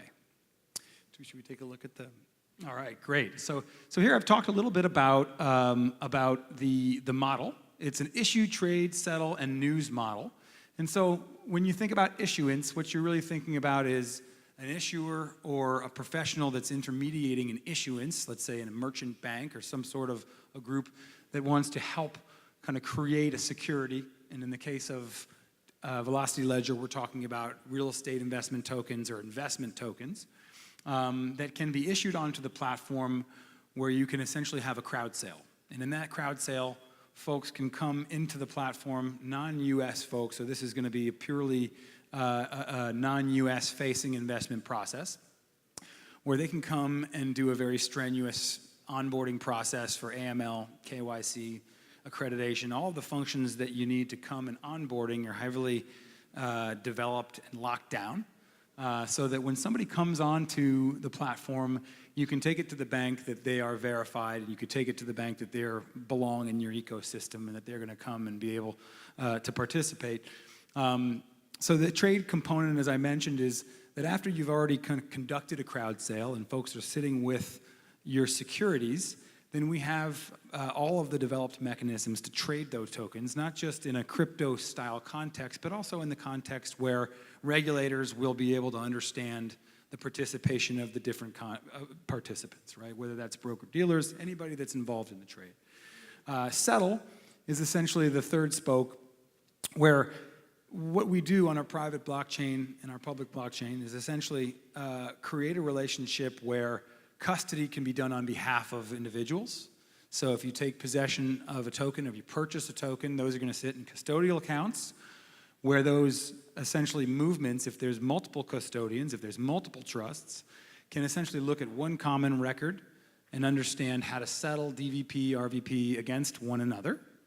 And so the settlement process is mirrored after what we do in regulated markets with groups like FINRA, or TRF, as they take in, ORF or TRF, as they take in messages from regulated exchanges and send those on to, let's say, the central clearing model. We've replicated the central clearing model in a crypto context, in the context of a distributed ledger, or a common ledger, and made it possible for more custodians to come and settle with one another based on the trading activity that gets reported to the chain. And then also to manage the private keys for any movements that occur between those parties. News is, I guess, the final spoke of the cycle. And it's essentially that we're creating a news channel called Velocity Channel, where we will track security tokens and digital assets across all venues, not just our own, to give visibility. So I think we talked a little bit on the panel the other morning about how some of the main problems in the capital formation process have to do with aftermarket support. So if you've got securities in any marketplace, you need to have certain core functions to provide aftermarket support to make those issuers comfortable that there's going to be the ability to transact after the original transaction is done, right? And so in the US, we've got big problems in that context when we think about securities that are below 800 million in market cap, right? They think about going public, and after they've gone public, they can be assured that people can trade their securities on public stock exchanges, right? So that exists and is a well-served market in the US, but only for really, really big companies. And so the problem with that is that a lot of the capital formation needs are really for smaller companies and smaller issues, but they still have the same need. They need people to cover their tokens. They need people to basically represent what's going on inside the company in a research capacity. They need to be able to have market makers in there to make a two-sided market and ensure that if a buyer comes to sell, somebody will be on the other side. And if somebody comes to buy, vice versa. So that's one of the problems that we have in crypto today. If we think about security tokens, we don't have liquid markets where a lot of different people can come in with different buying and selling motivations and interact with one another to create liquidity around security tokens. And so that's really what Velocity Ledger is about. We're going to create, under this secure regulatory framework, the ability to issue, trade, settle, and have visibility into the process and the companies and the underlying issuances. And we're going to do it all out of Bermuda, a place where we're bringing a lot of very credible partners and other companies that have really kind of put their emphasis behind the model. And so traditionally what we've been doing is allowing a lot of groups that would otherwise license this technology from Fundamental Interactions, giving them the ability to essentially utilize the platform in the context of buying some equity or tokens and essentially running the platform as if they were licensors, right? And that gives them the ability to tie into the ecosystem, to launch a model. You might hear about groups like Bitcarbon or Blockchain Triangle, other groups that are launching our technology down there to support what we're doing. There's groups that are looking to make essentially stable coins that will feed into the Velocity Ledger environment. There's groups that are working on the fiat and banking challenges locally on the island. So we feel very strongly that what we're building down there has got a groundswell around it. We feel very strongly that a lot of like-minded people are going to come with us to participate because there's really no similar credible alternatives here in the US for doing a security token that has the same attributes, right? Has the attributes of I guess, trading in a liquid secondary market and having the kind of regulatory and supervisory controls that you find down in Bermuda. So not being kind of heavily kind of formatted today, what I'll just do is wrap it up here and ask for any questions or comments or anything that may not have been covered already. All right, well, thanks everybody a lot. It's been good to get to know all of you. Thanks again to Michael and Transform and CoinAgenda. This has been great. Appreciate it. Okay, thank you. And that is a wrap for our startup contest. We're kind of back to the future. The very first one was a mix of, I don't think they even call them ICOs yet, but a couple of tokens and a couple of wallet companies and a couple of exchanges. And here you ended up having, an IEO, a couple ICOs, STOs, exchange. So, but we're treating them all equally. It's like they're new companies. Where would you put your money? And so our three judges now have compiled their answers, and we're going to have two talks now, and then I'm going to go and look at the judges and add them up. And the way that we do this is they basically are ranking on a scale of 1 to 5. 1 is, what is that guy doing on stage? What do they say? And 5 is like, where do I write my check? And so the top prize, of course, is the prestigious CoinAgenda contest winner, which gets a free booth at a future CoinAgenda. And then the second and third runners-up get free full conference passes at a future CoinAgenda. And the next scheduled CoinAgenda is our global event, October 25th to 27th in Las Vegas. That's our big one. We are still trying to decide what to do with Europe and Asia this year because of the market. It's likely we're going to do something in Amsterdam in June. We just haven't set the dates yet. It may be a shorter conference, maybe a 2-day instead of a 3-day. We actually were 2 days plus an opening party until the boom happened and everybody's like, we need more time, we need more time. It's a whole day just for the 50 ICOs. So we're probably until Bitcoin's back to 10,000 going to start do a few more, particularly in the international ones of 2-day shows instead of 3-day shows. But we will have a 3-day show in Vegas because we always do. And again, that's the 25th to the 27th. And Jennifer, come on up. We're going to have a little chat. Come to the principal's office.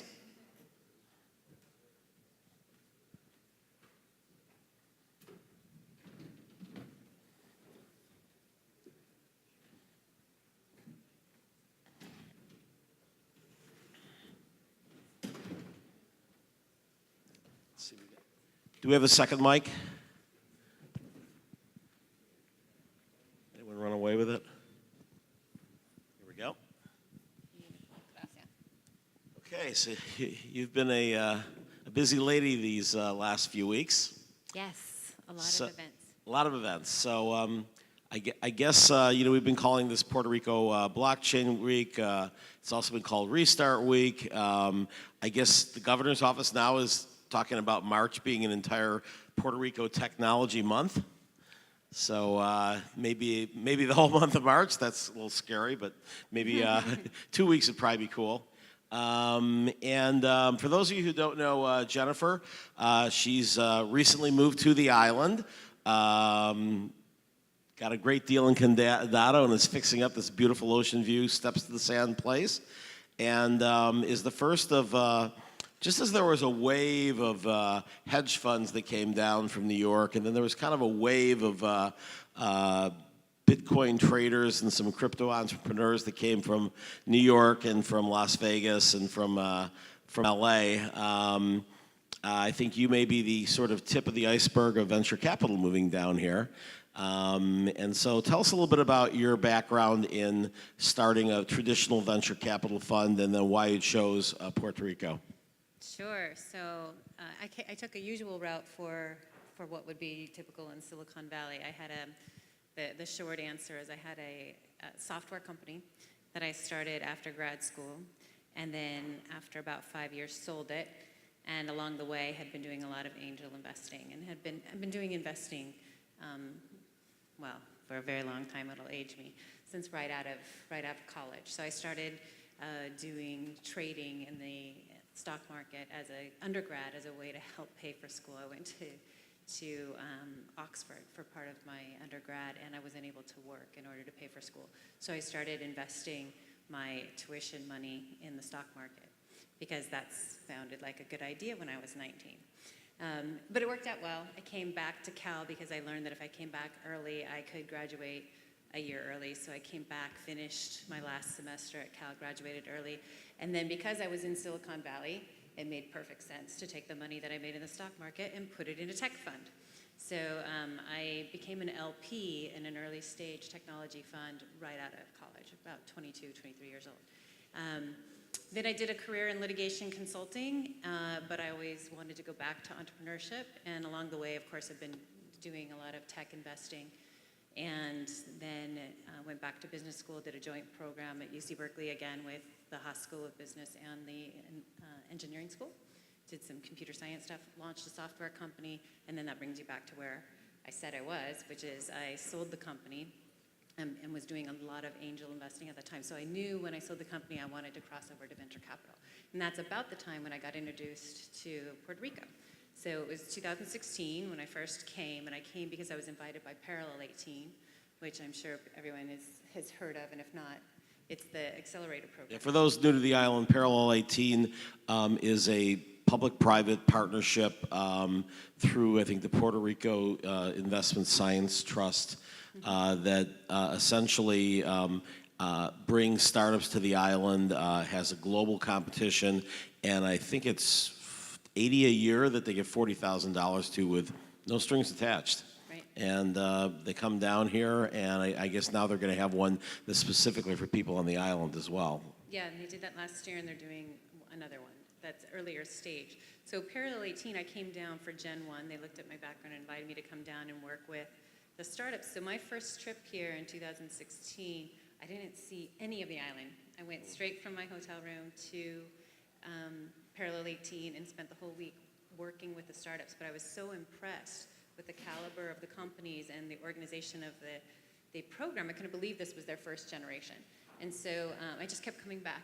Generation 2, Generation 3, Generation 4. And at the time, I hadn't decided to start my own fund. I just figured that I would join an established fund. And then along the way, I decided to start a fund. And then about a year and a half ago, right before the hurricane, I decided to move here. I wasn't here when the hurricane hit. That's always everyone's next question. I happened to be here 2 weeks before, and then I had meetings in San Francisco. So I happened to be in San Francisco when the hurricane came. But it didn't dissuade me. And as you lived through it, you were here. And And I just feel like this is the place to be. I see a lot of activity. It's true, venture capital is brand new. There are now a whopping 2 venture capital funds on the island in a traditional venture capital sense. But I see a ton of opportunity. And as I was here, there's a lot of people doing a lot of work over the last 5-10 years to build the startup ecosystem. So it's not that I or other people are bringing it here, it's already here. And they've been doing a ton of work. Parallel 18 is just one incredible example of that. When I came that year, there was Parallel 18, and then a couple months later, Piloto 151, which is a co-working space, just opened their very first space in Old San Juan. Now we've got about 34 co-working spaces across the island. And so it's really growing. It's been quite a boom. I mean, when I came down here, you're right, Parallel 18 was it, and Piloto 151 just started to open up. Yeah, and so it's just, I've watched it happening. To me, it feels a lot like where LA was 10 to 15 years ago, where they said, okay, we're going to start doing venture capital, and all of us in Silicon Valley kind of laughed. So, you know, stick to making your movies. You don't know anything about venture capital. Now, like, you know, they're one of the largest venture capital and startup ecosystems across the country and even in the world. And so I feel like we're there. We're right there here in Puerto Rico, where we've got all the ingredients, and we've got the talent, and we've got the passion and the drive, and it's just, it's percolating, and I wanted to be a part of the story. So I came down to do whatever I could to help. Yeah, I've actually been part of 2 cities and now 3, where when I got there, there was no tech or very little tech, and that saw the whole, you know, transmogrification or whatever. Right. So Santa Monica really went from, I mean, the original sort of, you know, attempt at making Southern California a tech boom was really out of kind of Orange County and the tech coast, and really kind of chips and Broadcom came out of that. And then you, in the early 90s, had something called the digital coast, and everybody's like, are you the digital coast or the tech coast? Well, no, there's the tech coast, and this is the digital coast. And you had a couple of companies that got started up that went public, Earthlink, GeoCities, and what happened was, for the most part, they all just sort of went public and then immediately got swallowed up by a bigger Silicon Valley company. And again, there was this whole thing that there wasn't going to be much venture capital down there. It's LA, it's movies. And, you know, being the 2nd largest city in America and having a lot of wealthy people helped, I think, that environment to progress. And then, of course, the energy went into, like, the run-up of the dot-coms and some very large projects being funded out of LA, like Global Crossing. Then, you know, now, as you said, but Santa Monica, because in the early days, really the hub was Marina del Rey, and to a lesser extent, Orange County. And then Santa Monica, you know, after their earthquake, that was, you know, not quite their Maria, but it was definitely a disruptive effect. Some of the rebuilding of Santa Monica after the '94 earthquake included turning this really junky 3rd Street by paving it into a pedestrian wall and becoming what's now the 3rd Street Promenade, one of the most popular attractions in the entire state of California, and a cool place that people just flock to. And I believe there's now close to 1,000 startups in like walking distance to the 3rd Street Promenade, where our offices are at Transform. That was just, again, you got the right ingredients. You got Silicon Valley lawyers starting to move down there. You got Silicon Valley companies moving down there. Ethereum moved from Silicon Valley down to Los Angeles. They said, you know, Silicon Valley is just like, they're not innovating anymore. And, you know, as soon as somebody's sitting on their laurels and other, you know, cities are more passionate. When I first moved to Las Vegas, nothing going on. They had maybe a couple of companies that served back end for the gaming industry. And then Tony Hsieh moved again from San Francisco to Las Vegas because he thought it was a better city to grow Zappos in. And he was right. I mean, and he really turned a lot of the culture of downtown Las Vegas, which is kind of a forgotten place, into what it is today. And when they sold to Amazon for $1.1 billion in Amazon shares when they were about $70, it created a lot of multimillionaires. And they went out and started new companies. And, you know, Las Vegas, while still not LA or Austin in terms of scope, went from no technology to, the Vegas tech. It's really kind of known as a place that you kind of go and do sort of a lean startup, and then maybe when you get your A round, you move to LA or you move to whatever. And they could still be a bigger impact if they keep growing and if they maybe get a second Amazon. So, what are you seeing that development in Puerto Rico? I mean, do we have any potential? I've aside from blockchain, I've been fascinated by the potential here for getting another Microsoft to move down because of the cloud. I mean, I'm amazed that they haven't really had a huge campaign to get Pedro Piquer at his opening address had mentioned Amazon Prime. How about Amazon Web Services, right? I mean, because that could all be no tax to the, they're chasing Jeff with tax. Hey, we need the $15 an hour. We need this. We need all the taxes here. It's like, bye, IRS. We'll just go and give it to Puerto Rico. I mean, you could probably, Amazon Web Services moves down here. That 4% could probably pay off the entire bond debt. Facebook, Google. So I know one thing that I wanted to talk to you about, other than just sort of like where you see the environment here. Your fund, tell us a little bit about your fund. It's part of the Draper Network, correct? It is. And what's your focus? And I know you're sort of a little new to blockchain, which is sort of one of the primary industries besides software as a service down here.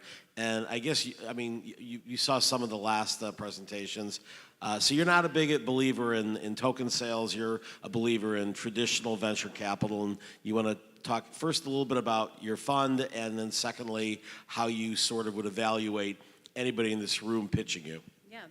Well, I would say believer is a little bit strong. It's just not my area of focus. I'm a believer in it. I just don't have the I should say it's more of a time thing, right? I'm a basketball player, not a football player. And so it's more of, I have to rely on other people to do the evaluation, and that's why we don't do it. So I'm just traditional tech because that's what I know and that's my background, big data, software, and technology. So the fund is called ATO Ventures. ATO stands for Against the Odds. We do super early stage. So we come in pre-seed with a strategy that internally I call test to invest, because we do a very small test investment that's earmarked for market validation testing. So we'll put in a small amount, depending on if it's B2B or B2C, it could be anywhere from 10,000 up to maybe 70,000. But that money is earmarked to do specifically market validation testing. So we come in right when a company is about to launch, and this is when entrepreneurs think they've got everything right. If they've done everything right, they've gone through sort of the lean startup process and they've done their customer discovery and everything. But you still end up with this list of assumptions right before you go to launch, and you're assuming that you know the price and the target and the channel and the design and all of these things, be it based on hopefully conversations with your customer. And yet 78% of those companies that do all that work and get angel funding and launch, they fail. No one buys the product. And the reason why, of course, is now this term that we throw around a lot and not everyone knows what it means, is product market fit. But for what that means to us is finding actual paying customers in scalable, reachable markets. So we actually pay for that testing. So we'll invest a little bit of money to do that testing. And it's designed to make sure that everything that the entrepreneurs think is true actually is true before we spend $250,000 launching into a market and then discovering no one's buying it. So if we do the testing, we're able to identify the paying customers. It was great for the entrepreneurs because they come out, the happy path is we validate it, they have paying customers, and they now have revenue. We then put in a larger check of about $250,000 to go to market. And so that's our strategy. Get in super early. The idea is to enable LPs being our limited partners that invest into the fund, to get in very early stage, which is where the high returns are, but with a risk profile of a later stage investment. So we already have traction by the time we've made a larger commitment. So that's the focus of the fund. We look at two main sectors or industries. It's health, fitness, and wellness, and digital media and entertainment are the two areas we primarily focus in, which turn out to be great areas for Puerto Rico. And when I originally decided to do the fund, I hadn't yet decided to move here, but those happen to be great areas. And you asked about where I see things going in Puerto Rico and how we're going to grow. And I think one of the biggest issues is we have great talent here and it all leaves, right? So our engineers and our graduate students get taken away by Microsoft and Apple and Google and everyone else. So the bigger we can build our entire ecosystem here, the better. So one of our main things is that we bring companies from around the world, particularly in the U.S., just because that's where I see a lot, here to incubate and grow and to take advantage of not only the tax incentives, which are great, but it's more the cost of living and the quality of life and the culture and the people here, which are just incredible, and the talent is amazing. They just need things to do so that they don't leave us. So our first investment is actually a medical device, and it's early detection for breast cancer, and they came down to do a tour a couple of weeks ago, and now we'll be setting up the operations and manufacturing here. So it's a classic story for us. We got involved with them very early. We did market validation. They now, their device is completed, patented in many countries around the world, FDA approval this year, and now they're going to market starting here in Puerto Rico. So that's, yeah, it'll be, thank you. Yeah, it's a really great group. Questions for Jennifer? The second VC on the island. The first is what, Morrow? They closed first, yeah. They closed first. Oh, I actually have a question for you. Do you think that the modifications in Act 185, now that it doesn't have to be diversified across multiple classes to qualify as a venture fund, is going to attract more funds to come down here? Because again, the money can be from other places, only the fund managers have to be down here. 185 is really, does everyone know what 185 is? Raise your hand if you know what it is. Okay, that means no. Okay, so 185 is a rule that was passed in order to attract venture capital and attract people to build venture capital companies here, because the limited partners who invest in the funds then get tax breaks. So it's really for local investors to then participate in a tax incentives as well. So it's kind of a counterpart to the Act 20 stuff, right? So if, or 22 rather, so if you're a local investor and you invest in a fund that is designed to invest in Puerto Rican startups and Puerto Rican investments opportunities that are located here, then you get tax breaks. What happened is they passed a law a couple of years ago, what, in 2015 originally? And so a lot of GPs, general partners who wanted to start funds, kind of started popping up, lots of them, but they haven't been successful in closing funds. So no one that I know, because now, we're two GPs, right? So have succeeded in actually raising those funds. And it's not a function of there not being capital on the island. It's a function of the capital that's on the island not knowing about venture capital, right? Venture capital is brand new here in terms of as a way of investing. And so we're doing a lot to educate local high net worth individuals and family offices about venture capital and what, even how it works. The differences between writing a check when you make a commitment versus what is a capital commitment, right? So if you're not familiar with it, right, when you make a commitment to an investment to a startup, you write a check for the entire amount. I'm going to give you $250,000, I write a check. In venture capital, if you're investing in a fund, right, the people that I'm raising money from, they give us a capital commitment. They say, okay, I'll commit $250,000 over the life of the fund. And we say, great, we don't take your money because I don't want to sit around and be responsible for it until I have an investment opportunity. So it's very similar in some ways to private equity. So then we do capital calls and call it down. But even these small things are bits that we take for granted as knowing how it works, but we have to educate. And so as we get more and more people involved, I finally have my first true local investor. Congratulations. Everyone else is out of Silicon Valley. You mentioned Tim, and I am in the Draper Venture Network. And then later he decided to personally invest in the fund. And so, and everybody is out of Silicon Valley who is in the fund. And so, now, of course, Tim and Adam are both big Bitcoin bulls. Yes. And so do you see this fund with being part of the Draper family and being in here, and with there being 300 and growing blockchain entrepreneurs on the island, do you see your fund adding blockchain as a third focus beyond big data and medical devices? Well, so we do blockchain as a technology, because the way I look at blockchain technology separately from cryptocurrencies is that it's an enabling technology. And when people ask me, will you do blockchain? I'm like, that's kind of like asking me if I'll accept, do companies that use PayPal or use companies that use the internet. I think of it as a technology. So we do look at companies that are specifically in blockchain and improvements on blockchain technology. When it makes sense. Because it's such a trend, you'll find, and you guys are the ones that know more about this even than I do, but you'll hear people say, young entrepreneurs, and they're starting something like, we're going to put it on the blockchain, and I'm thinking, that really isn't going to help you much, right? That they're using the blockchain for everything, even when it doesn't make sense, other than it'll slow you down. So when the blockchain truly makes sense, that's when I get excited about using blockchain. In terms of cryptocurrencies, this is where I am like,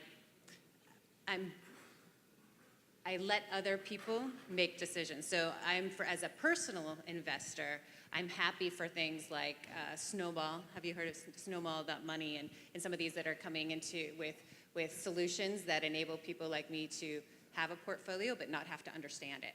Because I just don't have the time. There's so much going on. You see, even just with all the platforms and all the exchanges and all the coins that are coming out, it's just a matter of time and really bringing yourself up to speed. So I really lean on other people making smart applications and to do those decisions for me on a personal basis. As far as the fund goes, we may in Fund 2 do something. So I'm actually looking for other GPs who do know. So if anyone wants to work at a venture capital fund and be our expert on crypto, There we go, job opportunity. let me know, because we will. It's not that we're blind to it. It's just, as I said, it's just not my area of expertise. So do you personally own at least $1 of Bitcoin?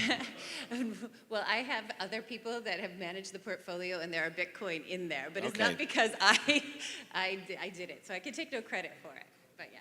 Okay. Questions for Jennifer? All the way in the back.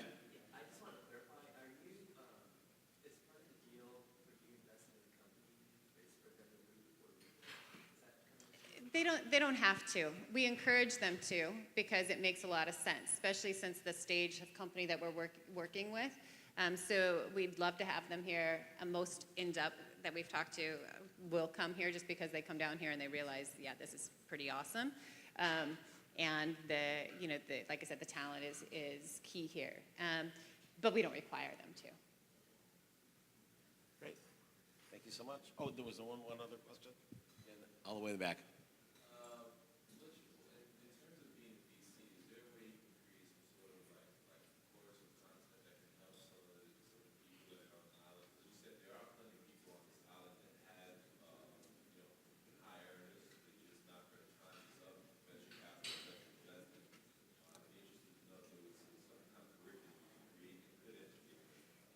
It's interesting because I've been asked to teach at UPR and as well at Sacred Heart University and at Polytech with regard to venture capital, but it's more focused toward the students.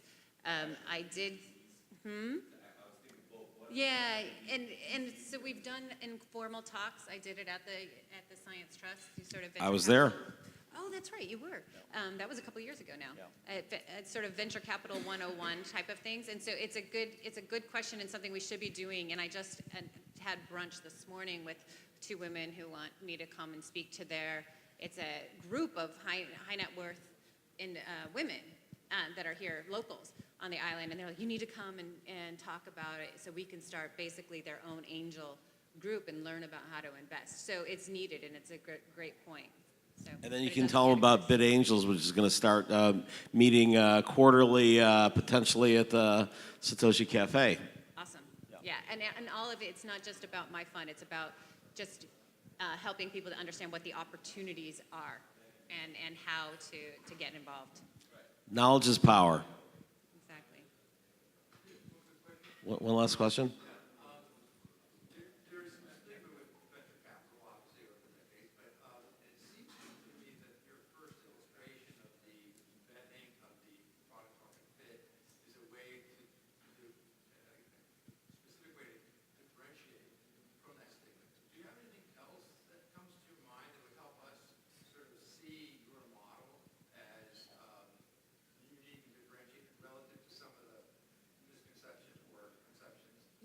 You mean so a specific type of company, or the way we look at? Your business model, your approach, right? So you're doing something specific. You're saying, Yep. hey, we get it early, and we do this, and that mitigates risk of, and so that sounds like something that not, I would say, is probably not typical of most VCs. Correct. Is there anything else that you could reference in that vein that would help us see you in that more differentiated way and get better understanding what's unique about your approach? Yeah, sure. So I think that one thing that's interesting is where the name comes from, right? So this against the odds name comes from how I view entrepreneurs. And it really, there's a story behind it, but I'll jump to the end. And that is, I believe in two things: product market fit and an entrepreneur's ability to execute.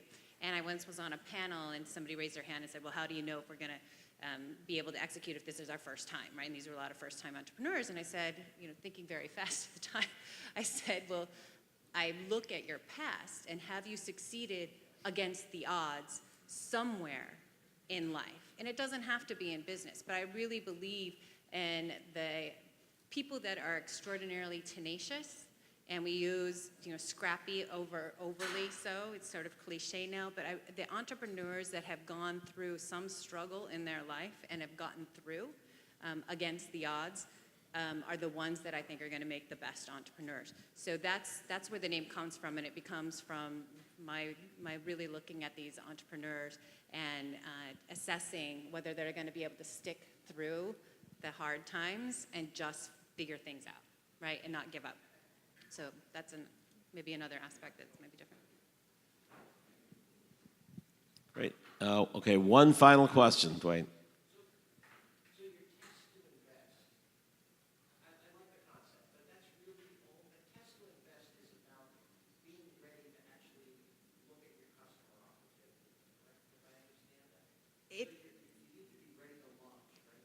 You need to have gone through, you don't necessarily, in fact, sometimes, excuse me, sometimes even the product isn't, pardon me. Like, let's take the medical device company. Were they ready to start seeing if people will pay for it? No, so you don't even necessarily have to have the product ready. It's about being ready in the sense of you think you know everything about your target market, right? So in the case of the medical device company, they actually, we just got extraordinarily lucky to be involved with them because they are so far along from a medical device company for us to be the first institutional investors, because these women are incredible and amazing. That two PhD engineers, one out of Stanford, one out of Carnegie Mellon, developed this device using AI and sonogram. And they went through, they got into Y Combinator in 2016. They built the device. They went through all their FDA trials, but they did everything on grants. So they have the device, but they still had the same questions. Where do we go to market? Do we go direct to consumer? Do we go to doctors? Do we go to hospitals? And so we're testing that for them, and we're doing it right now. So even though the fund hasn't closed yet, we've already made this first investment. So we already know that when the fund closes, within a month, we'll have an up round, because they've already are raising their second one and are oversubscribed. And are they moving to Puerto Rico or staying at Stanford and Berkeley? So they are putting manufacturing in Puerto Rico, and we'll have a team here. So, but we're testing in order to make sure we get the market right when we launch. By the way, I mean, this is the third time now in this conference I've heard we're manufacturing in Puerto Rico. I mean, Keyband and Dapple. I mean, so I think that's definitely a trend that's going to be something that can scale here. Between the tax breaks and the lower cost of living, we just have to maybe do something about the Jones Act. But after that, yeah, I think that, and that's again going back to one of your questions that you had in the middle there, is where are we going to scale from? And I think if you know the economy in Puerto Rico, people always think that it's tourism, but it's not, right? Tourism's only 7%. Half of the economy is manufacturing, and a big chunk of that is medical device. And so I think building on those skills is going to be huge, and then we will expand the other areas as well. But having companies do manufacturing here, it's really one of our core competencies on the island, and taking advantage of that is going to be huge. thank you very much. Thank you. Jennifer Hopp, ATO. Okay, we are now going to have our last panel, our last chat. And Rob?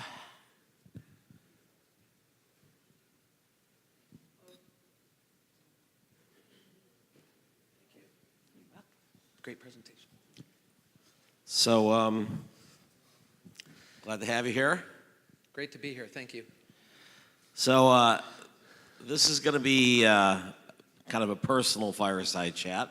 As many of you know, I'm probably the most famous SIM swap victim. Didn't volunteer for it, but and actually put a lot of security measures in place, but not so much that that AT&T essentially giving access to anybody who works in their customer service for your password couldn't defeat.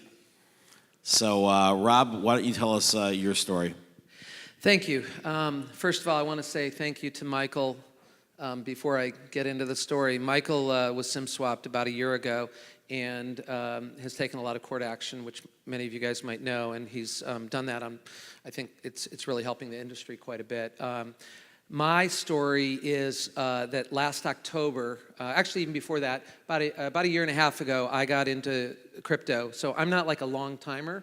I got in, I live in San Francisco and been doing the regular Silicon Valley tech entrepreneur kind of thing for the last several years, and got into crypto in November of 2017 and learned a little bit about hard storage and all of that, but I didn't really understand everything.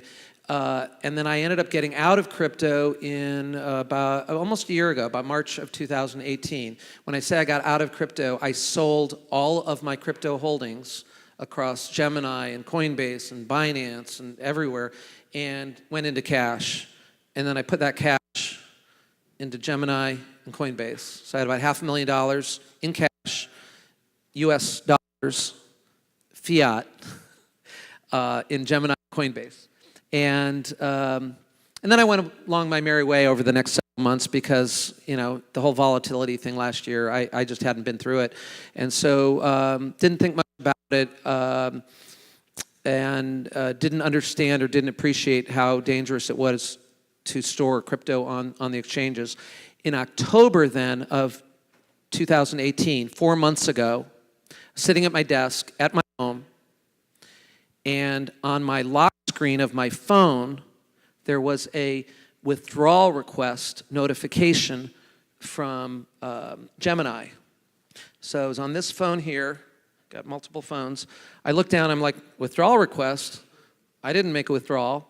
And then I looked up from my phone to my computer and I saw that I was being logged out of Gmail automatically. You know, when somebody does a password reset or you do a password reset, you get logged out. So I looked from here, then I looked up there, then I looked down here and I clicked through the lock screen and I saw that I had no service. 1, 2, 3. And I said, oh my God, I freaked out. I realized that I was under attack.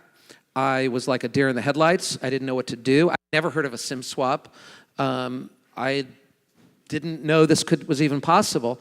I had joined previously a pre-sales ICO group, and I reached out to some of them on Slack, and they told me what it was. Several of them emailed me these articles about a guy named Michael Turpin, who was suing, who had just filed his lawsuit a couple months before in August against AT&T, and some of them said you got to reach out to Coinbase and Gemini customer support on Twitter, which I did. But it was Friday evening. These guys are smart. It's Friday evening, and they customer support didn't respond. I made tail down to Apple Store. They got me a new SIM card. Took about an hour and a half. By then, all my funds had already been stolen. I spent the next 3 hours on the phone at home with AT&T because I couldn't get a hold of Gemini or Coinbase.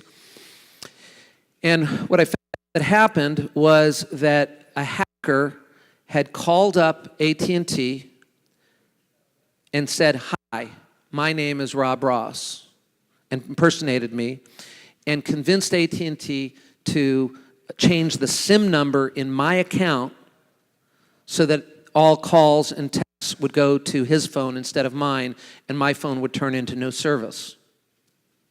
And then what he did, or one of his criminal partners, he went to gmail.com and he typed in my email address and clicked on forgot password. And that sent a code to the phone number, to my phone number, which he controlled, and he took over my Google account. Then he took over my Dropbox and a bunch of other accounts. And when I say he, I mean they, because there's multiple people involved. And he got into my Coinbase and my Gemini, traded all my full $1 million, my $500,000 in Gemini, $500,000 in Coinbase. He traded it into Bitcoin, then withdrew it all and sent it to himself. And I've since learned separately from both the criminal filings and whatnot, he laundered the money through Binance, and so that's the initial story, basically. And along the way, I contacted Michael, and he's been incredibly generous and with his time and sharing information, and we've shared a lot of information back and forth. And it turns out my hacker... Same person. Yeah. So about 3 weeks after, so 12 hours after my, one of my colleagues had sent me information about an organization called React. React is a cybercrime law enforcement agency in Silicon Valley. State police, city police, sheriff's office, I think there's a secret service, basically everybody except the FBI. 3 weeks after the attack on me, they arrested Nicholas Truglia, on November 14th in New York. They extradited him on December 13th, and then they arraigned him on the next day, December 14th, just a couple months ago. And then December 18th, they had his bail hearing. And at his bail hearing, in the courtroom there's the judge, the prosecutor, the defense attorney, Nick Truglia, the defendant, the bailiffs, and me. And his father, Vincent Truglia. We're the only ones in the audience. And the judge is, reading things that the prosecution and defense had filed. And the judge says, okay, I see here now, Mr. Truglia, that you were accused of stealing $68,000 from your roommate. It was his inheritance, and that's in New York. And I see also here that the prosecution has found out that on January 7th, the same day that Michael Turpin lost $24 million, you tested out that you're rich and you're set the rest of your life and all these other things. He was just reading these things in public court. And so I called up Michael right after and said, Michael, I think Nick is your hacker. We had actually already determined he was the hacker, but that was enough for us to be able to then slap a civil racketeering charge on him. Yeah, 10 days later, I think it was either 10 or 12 days later, his lawyers filed a civil suit, Truglia v. Turpin, Turpin v. Truglia, sorry about that.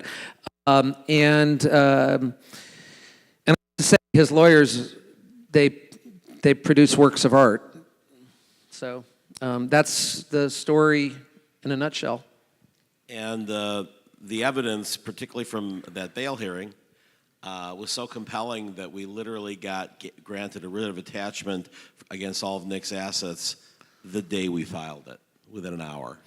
And then he did not hire a lawyer because in that bail hearing, he had to show funds that were not dirty and could not provide any.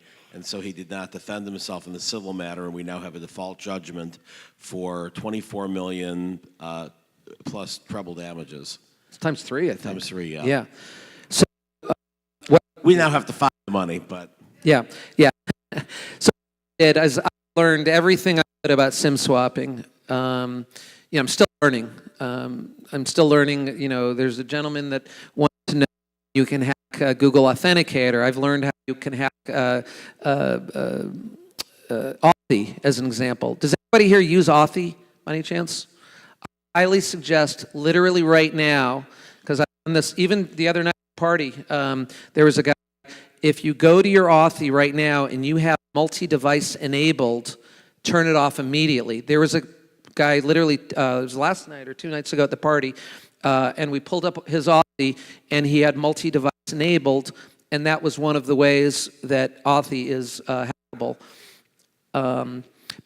Decided to do because I couldn't, I needed to kind of figure out what my legal options were, my financial options is I decided to start an organization called StopSimCrime.org. And there's a website, and I don't know if they're able to pull it up. Is that Holly over there? What we've done, there's 3 things that we want to establish, or basically 3 goals that we have with Stop Sim Crime. One is to raise awareness. Mike's done a great job. I want to help. I want to raise awareness of what the problem is, the extent of it. People don't realize it's tens of thousands, maybe more, of victims. Maybe it might be up to 100,000. Don't know. It's all over the world. It's all 4 of the major carriers here. And as you can see, the website actually shows some of the criminals that have been arrested. And so Nick Truglia, he's currently in jail in California, and he hasn't been named criminally against for doing Michael's attack, but he's certainly been named civilly.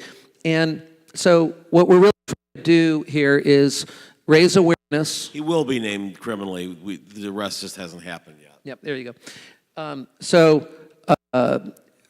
Because the FBI takes their own sweet time. Yes, law enforcement. So if you scroll down a little further on the website, you'll see a little further to the goals. Here we go. There's 3 goals we have. One is raise awareness. 2 is serve as a victim resource. A lot of victims don't know where to turn. It's not like the FBI has a 1-800 number. It's not like React, the organization I contacted, has an 800 number. So I'm getting a lot of victims that are emailing me, and I'm pointing them in the direction. So we're helping victims track money, because law enforcement, the FBI, both the FBI and React, isn't necessarily sharing the tracking they're doing with the victims. And then number 3 is we want to affect change. We want to sue the carriers as well. We want to sue the criminals as well. And so I've been interviewing lawyers for the last couple of months along with some other victims, and what we want to do is join together and sue, not class action though, unfortunately, because AT&T's terms of service prohibit class action suit. Actually, it's worse than that, because they also prohibit any suit. We still felt that was unconscionable and that would be thrown out. And when we sued in federal court, which is not allowed by the contract, they looked at who was representing me and said, okay, we're going to let it go to, because they don't want to have a precedent that they lose that contract. For class action suits, it's not only in the contract, they won a Supreme Court hearing that they have the right to not let their customers sue them for class actions. Somehow, they were able to convince a series of courts that this would be clogging the court with anybody who'd gotten hung up 3 times in a row, and that everything is a class action as a phone company is a nuisance. I mean, it's shocking to me that the Supreme Court, Concepcion versus AT&T, which has been upheld now and cited in 75 different cases, didn't say, except in examples of fraud or theft or, because they're just, they're all nuisance cases, and they're not, obviously. I mean, it would be great if everybody who didn't have, my case is big enough, it would have still been a standalone case, but it'd be great if anybody who sort of wanted to say, hey, I lost 50,000, I lost 20,000, I lost whatever, and had similar circumstances, we were able to go and join a large class action. And of course, from my perspective, the other thing, besides being resources and everything, is to apply political and just public pressure for these guys to change the way they do business. I mean, after tens of thousands of hacks, they're still acting like, well, it certainly could never have been predicted that this could have happened. I mean, literally, their lawyers said, this is almost like an act of God. I mean, how would we possibly have predicted that you could have been SIM swapped? It's like, because I was a year earlier and you gave me what was called a higher security program, and in between those two, there were hundreds of other hacks, and the FBI contacts you and React contacts you, and you're like, oh my God, I can't believe this possibly could happen. It's like, after a certain point, your your CISO has got to say, maybe we need a security upgrade. Maybe we need to like do what a bank does where you can't ask the teller for your PIN. It's hidden. You know, you can't ask Google and call up and say, I forgot my password. You have it right in front of you, right? And you should all know that all 4 major carriers have your PIN in front of them on the screen. It's not like everything else where you go in and they say, you know, please punch in your PIN, and it's pass-fail. This is not rocket science. Every phone company needs to switch to that very basic security layer that they do not have. Yeah, so what Mike's bringing up is an incredibly good point. So I called up, for instance, Schwab, Charles Schwab, and I said, can you, with just my account ID, pull up my entire profile, my entire account? He said, no, I need your verbal password. All that exists is 2 fields, one for your account number and one for your verbal password. With AT&T and the other carriers, as Mike said, all you need is your phone number. All the customer service rep needs is your phone number. They type that in, and then up comes your entire, of your account, including your verbal password. So AT&T has what, maybe 100, 150,000 employees, maybe 30, 40,000 customer service reps. And then by the way, there's a lot of third parties that act as customer service agents for AT&T. All of them can pull up and make a change just like this. And a lot of them are being bribed. In my case, they were bribed. We have on tape from one of the informants that was written up and testified in the RICO action, Chris David. He basically was, somebody who had met Nick. He's a private jet broker. He was like saying, hey, I want to book some private jets, and showed him they had $60 million in Bitcoin. He's like, whoa, where'd you get these? Oh, I'm a miner. And it's like, 60 million, and you're like 20 years old? And he finally realized he was a criminal, and finally Nick said, oh yeah, I stole it. And so he just decided that he should start taping their conversations. And in New York, it's a one-party consent state, and they were just playing video games, and he's just asking him questions, and one of the tapes, I mean, I got to listen to all the tapes, was, you're going to go to jail, man. No, I'm too smart. No one's ever going to catch me. And he's like, no, you're going to go to jail. No, I'm too smart. So who's your biggest hack? Michael Turpin. And then he just proceeds to tell what day it was, how he did it, and just laughing about how he'll go and bribe people in India, Philippines, and he'll just find people on social media, say they work at AT&T, send them a little thing on the social media saying, want to make some money. And these guys make $5 a day, or at least that's what he said on the tape. And he goes, I give them 500. He's like, that's months of salaries. He goes, one guy I was using a lot, he just did too much. He got caught, he got fired, and he's just, this guy's a, total sociopath. He's just laughing. He's going, they kicked him out of his village. He got fired from AT&T. They made him leave his village. He's laughing. And so they found another. They called them plugs. Yeah, this is a customer service rep in India for either an AT&T direct call center or a third party that AT&T has contracted out, or one of like their partners and so forth. And so the hackers, first of all, to be real clear, they have all of our social security numbers, addresses, and that's from the Yahoo hack, the Equifax hack, the Marriott hack, and all the other hacks. So, this whole thing of like, is your social security number safe? No, it's that's long gone. Your addresses, your phone, your basic phone numbers, all of that kind of thing. And they also have the employee directories for AT&T, Verizon, Sprint, T-Mobile, the entire employee directory. Then, as Michael said, they look up to see who's in customer service, and they will find them on like Facebook or another social media and reach out to them, offer them $500, and they then give up. They'll make a change, or they'll give up the verbal password. And then somebody else they might give the job to actually do the call to AT&T to do the SIM swap. It is unbelievable how much it's not managed and how grossly negligent it is by the carriers to not technically or administratively enforce any kind of policy that would prevent this. It is, one of the things Michael's lawyers, or Michael put into his filing, Turpin v. AT&T, I thought was so incredibly well stated. They described it as if it was like a thief that goes up to the registration desk, the front desk here, and the front desk person gives them the key to your room, and not only that, they give them the combination to the safe in your room. So there's so many, the magnitude of this problem, in my opinion, and several others, I believe this is actually an existential threat to crypto because of the number of people that are getting SIM swapped on a regular basis. And by the way, that Marriott hack, you know where the consensus conference was last year? The Marriott Marquis. They know everyone that went to the consensus conference. So, which was also a time when many people were hacked during the conference. Yeah, one of our mutual friends was hacked right at the conference. He went across the street, Seth, and he went right across the street, and he found out he was hacked, and it was... I was actually there with him when he got hacked, and he said, "Oh my God, my phone just went. What do I do?" I said, "Stop everything you're doing. We're both on a boat party." And I was just like, "Stop everything you're doing. Get somebody's phone call.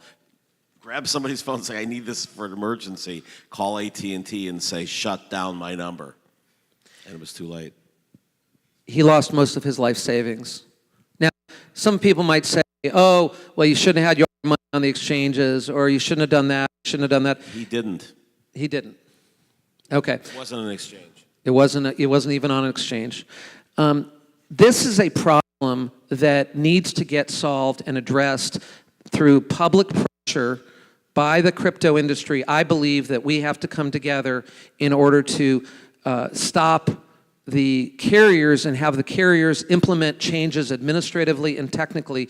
And a favorable ruling in Michael's suit, a favorable ruling, imagine if on CNN in a few months from now, there's 20 other lawsuits, because we all have to sue individually against AT&T. At some point, public pressure builds. So, that's why I'm doing this. I was going to say, you on your way down here also stopped to meet with DA in Florida for another case that was actually the person identified as the hacker of Seth's and a few other folks. Joel Ortiz, who was the first person really notably arrested. And they're all kind of, this gang, they're called OG Users, which OGUsers.com is an online gaming networking site. It's kind of like the Craigslist killer. Craig didn't have anything to do with the Craigslist killer. They just happened to use it. A lot of these guys met on OGUsers.com. They were playing Minecraft, and then they kind of moved from Minecraft to Fortnite to not Grand Theft Auto, but Grand Theft Real. Yeah. And they recruited people, from the video gaming world, and it's kind of like ISIS, where there's different sects that they all sort of like. The people who were in the Joel Ortiz gang are not related to the people in the Nick Truglia gang, but they use the same techniques and they know of each other. Yeah, Holly, are you able to? First thing they do, by the way, is they steal Instagram. They Yeah. all go out and one of the rites of passage of this group is they'll steal their name on Instagram, because Instagram for a while had your password reset was your only security, and so they would just say, "Oh, I'm going to SIM swap the guy," and they would SIM swap anybody who had like millions of users, and then sell it to someone else, and then they would just for vanity, Nicholas Truglia was at Nick. Yeah. He didn't get that naturally. Holly, are you able to scroll back up and hover over the legal section just to show Joel Ortiz, by the way, was there at you go. 0. Perfect. Yep. So we know that Joel Ortiz and Joseph Harris, they're part of the same little partnership. Nick was separate from them, but they all kind of, like he said, hung out with OG users. These guys grew up playing, Call of Duty with the headsets and everything, and other video games. They learned how to cheat in those games. Then they graduated to learning how to steal credit cards, and then finally some of them learned, and started SIM swapping. And so, Nick Joel Ortiz and Joseph Harris are. We've found out they're partners, and one of their other partners is another guy named Ricky in Florida. And so, there's this whole network of people, and they move really fast. Somebody does the original gathering of the information. Somebody does the bribing. Somebody does the SIM swapping. It's like a jewelry heist or a bank robbery. Yep. There's a guy with the getaway car. There's someone holding the gun. Someone holding the bag. Here's somebody doing the SIM swap, and then there's a whole bunch of hackers ready to break in simultaneously to your Gmail, to your Dropbox, to any cryptocurrency exchange they can figure out that you may have. And as soon as they get a password reset, the SIM swapper sitting there and saying, "Okay, that's 4278." Yep. Okay, that's 1294. And they're all sitting in a Skype chat room, or in some cases it's Wicker. But and it was interesting because you actually found out in one of the public hearings, because they're public but they're not, you can't find them on Google, that when Ricky, I can never pronounce his last name. Handschumacher got arrested for SIM swapping, again, by the React Task Force. They're very good and very quick, part of Homeland Security. But the reason they're so quick is because, unlike the FBI, they can ask a local judge for a warrant. The FBI has to go to federal judges and a lot more paperwork and proof and things like that. With React, they can literally just say, "Oh, we need a warrant on this guy." And in that case, I think with Handschumacher, they literally got a warrant, got evidence of what the SIM that got moved it on, went to the phone company, found out that it was sold at a Walmart in a particular store, got the security footage, figured out who the guy was, and arrested him within a couple days. So the interesting thing, so he's arrested down in Florida.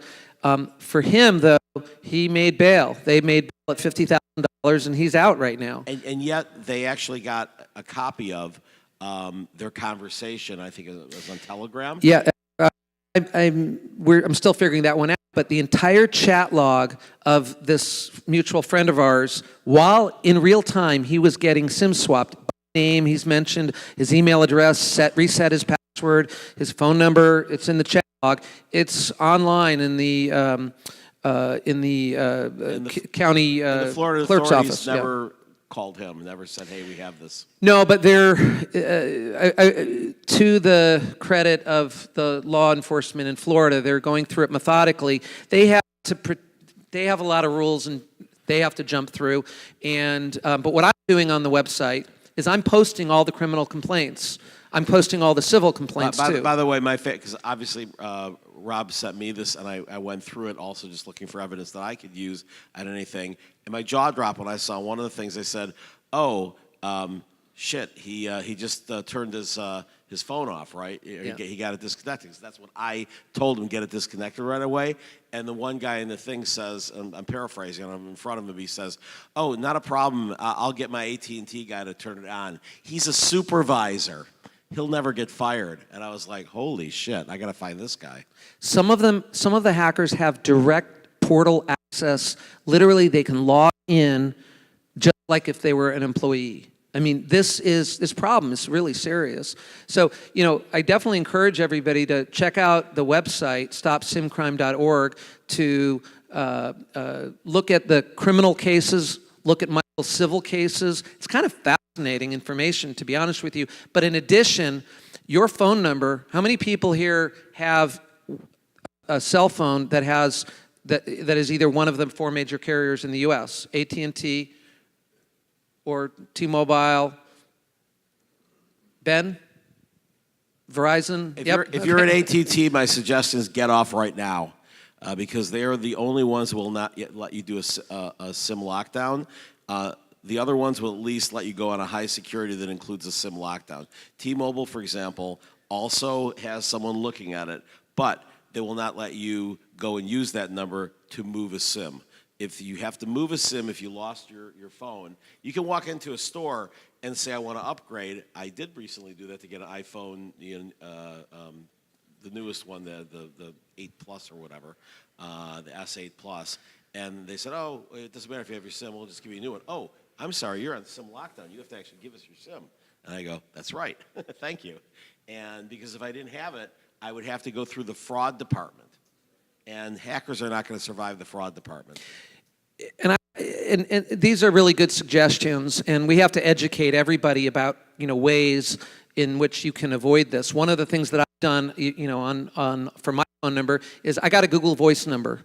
Google Voice, is a voice over IP, and that's the number I now give out. I have my actual regular, now Verizon phone forwarding, back and forth to Google Voice, and haven't figured out quite how to do a three-way calling on a Google Voice, but it's not SIM you can't SIM swap a Google Voice number because there's no SIM involved. So one of the other things that we're doing is looking at what kind of things people can do to prevent the hacks. For Authy, for instance, if you have multi-device, go into your settings in Authy, please, right now. Open up Authy, go into settings, click on device, and if you have multi-device enabled, turn it off. The only reason you need multi-device enabled is to add Authy to your Mac or your Windows for 5 minutes. I'm going to be putting up a petition to ask the VP of Product Management at Authy, which is owned by Twilio, to make that feature turn off after 5 minutes or 10 minutes or a half hour. It should never be on for longer than 5 or 10 or 20 minutes.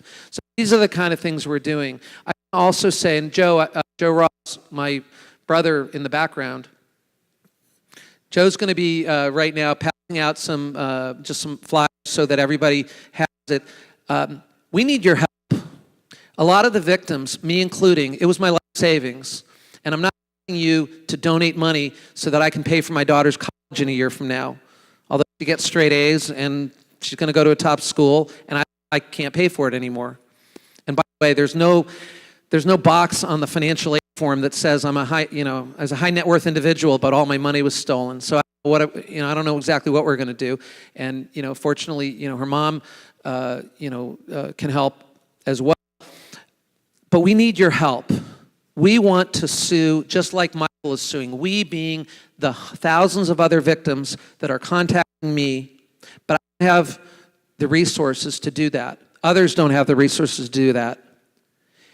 We're asking you, if you've made $1 million or more in crypto, give us a Bitcoin. You can go on the website. Holly, if you can go to the top and click on the hamburger and go to the donate button. We take dollars, we take credit card, we take PayPal, we take crypto.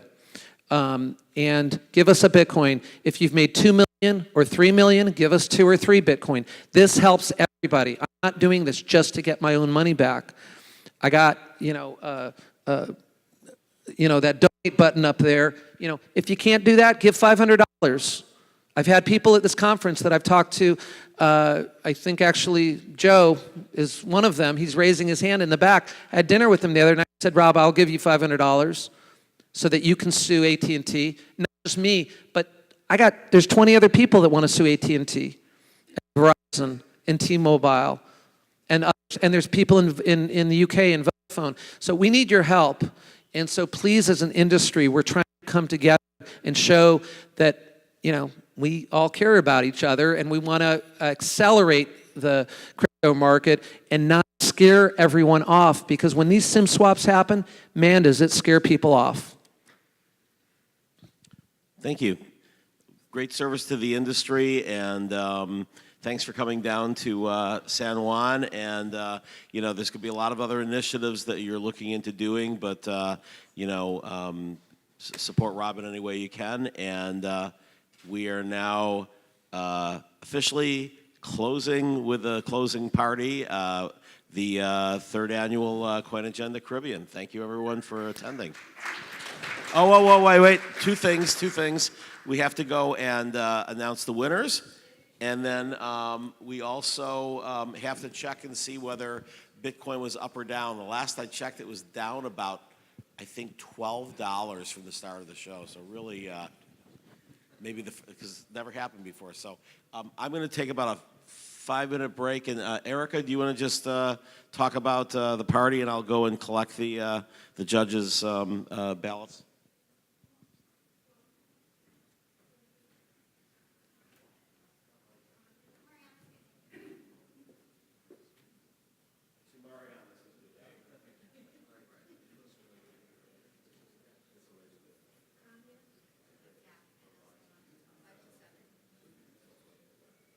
So after we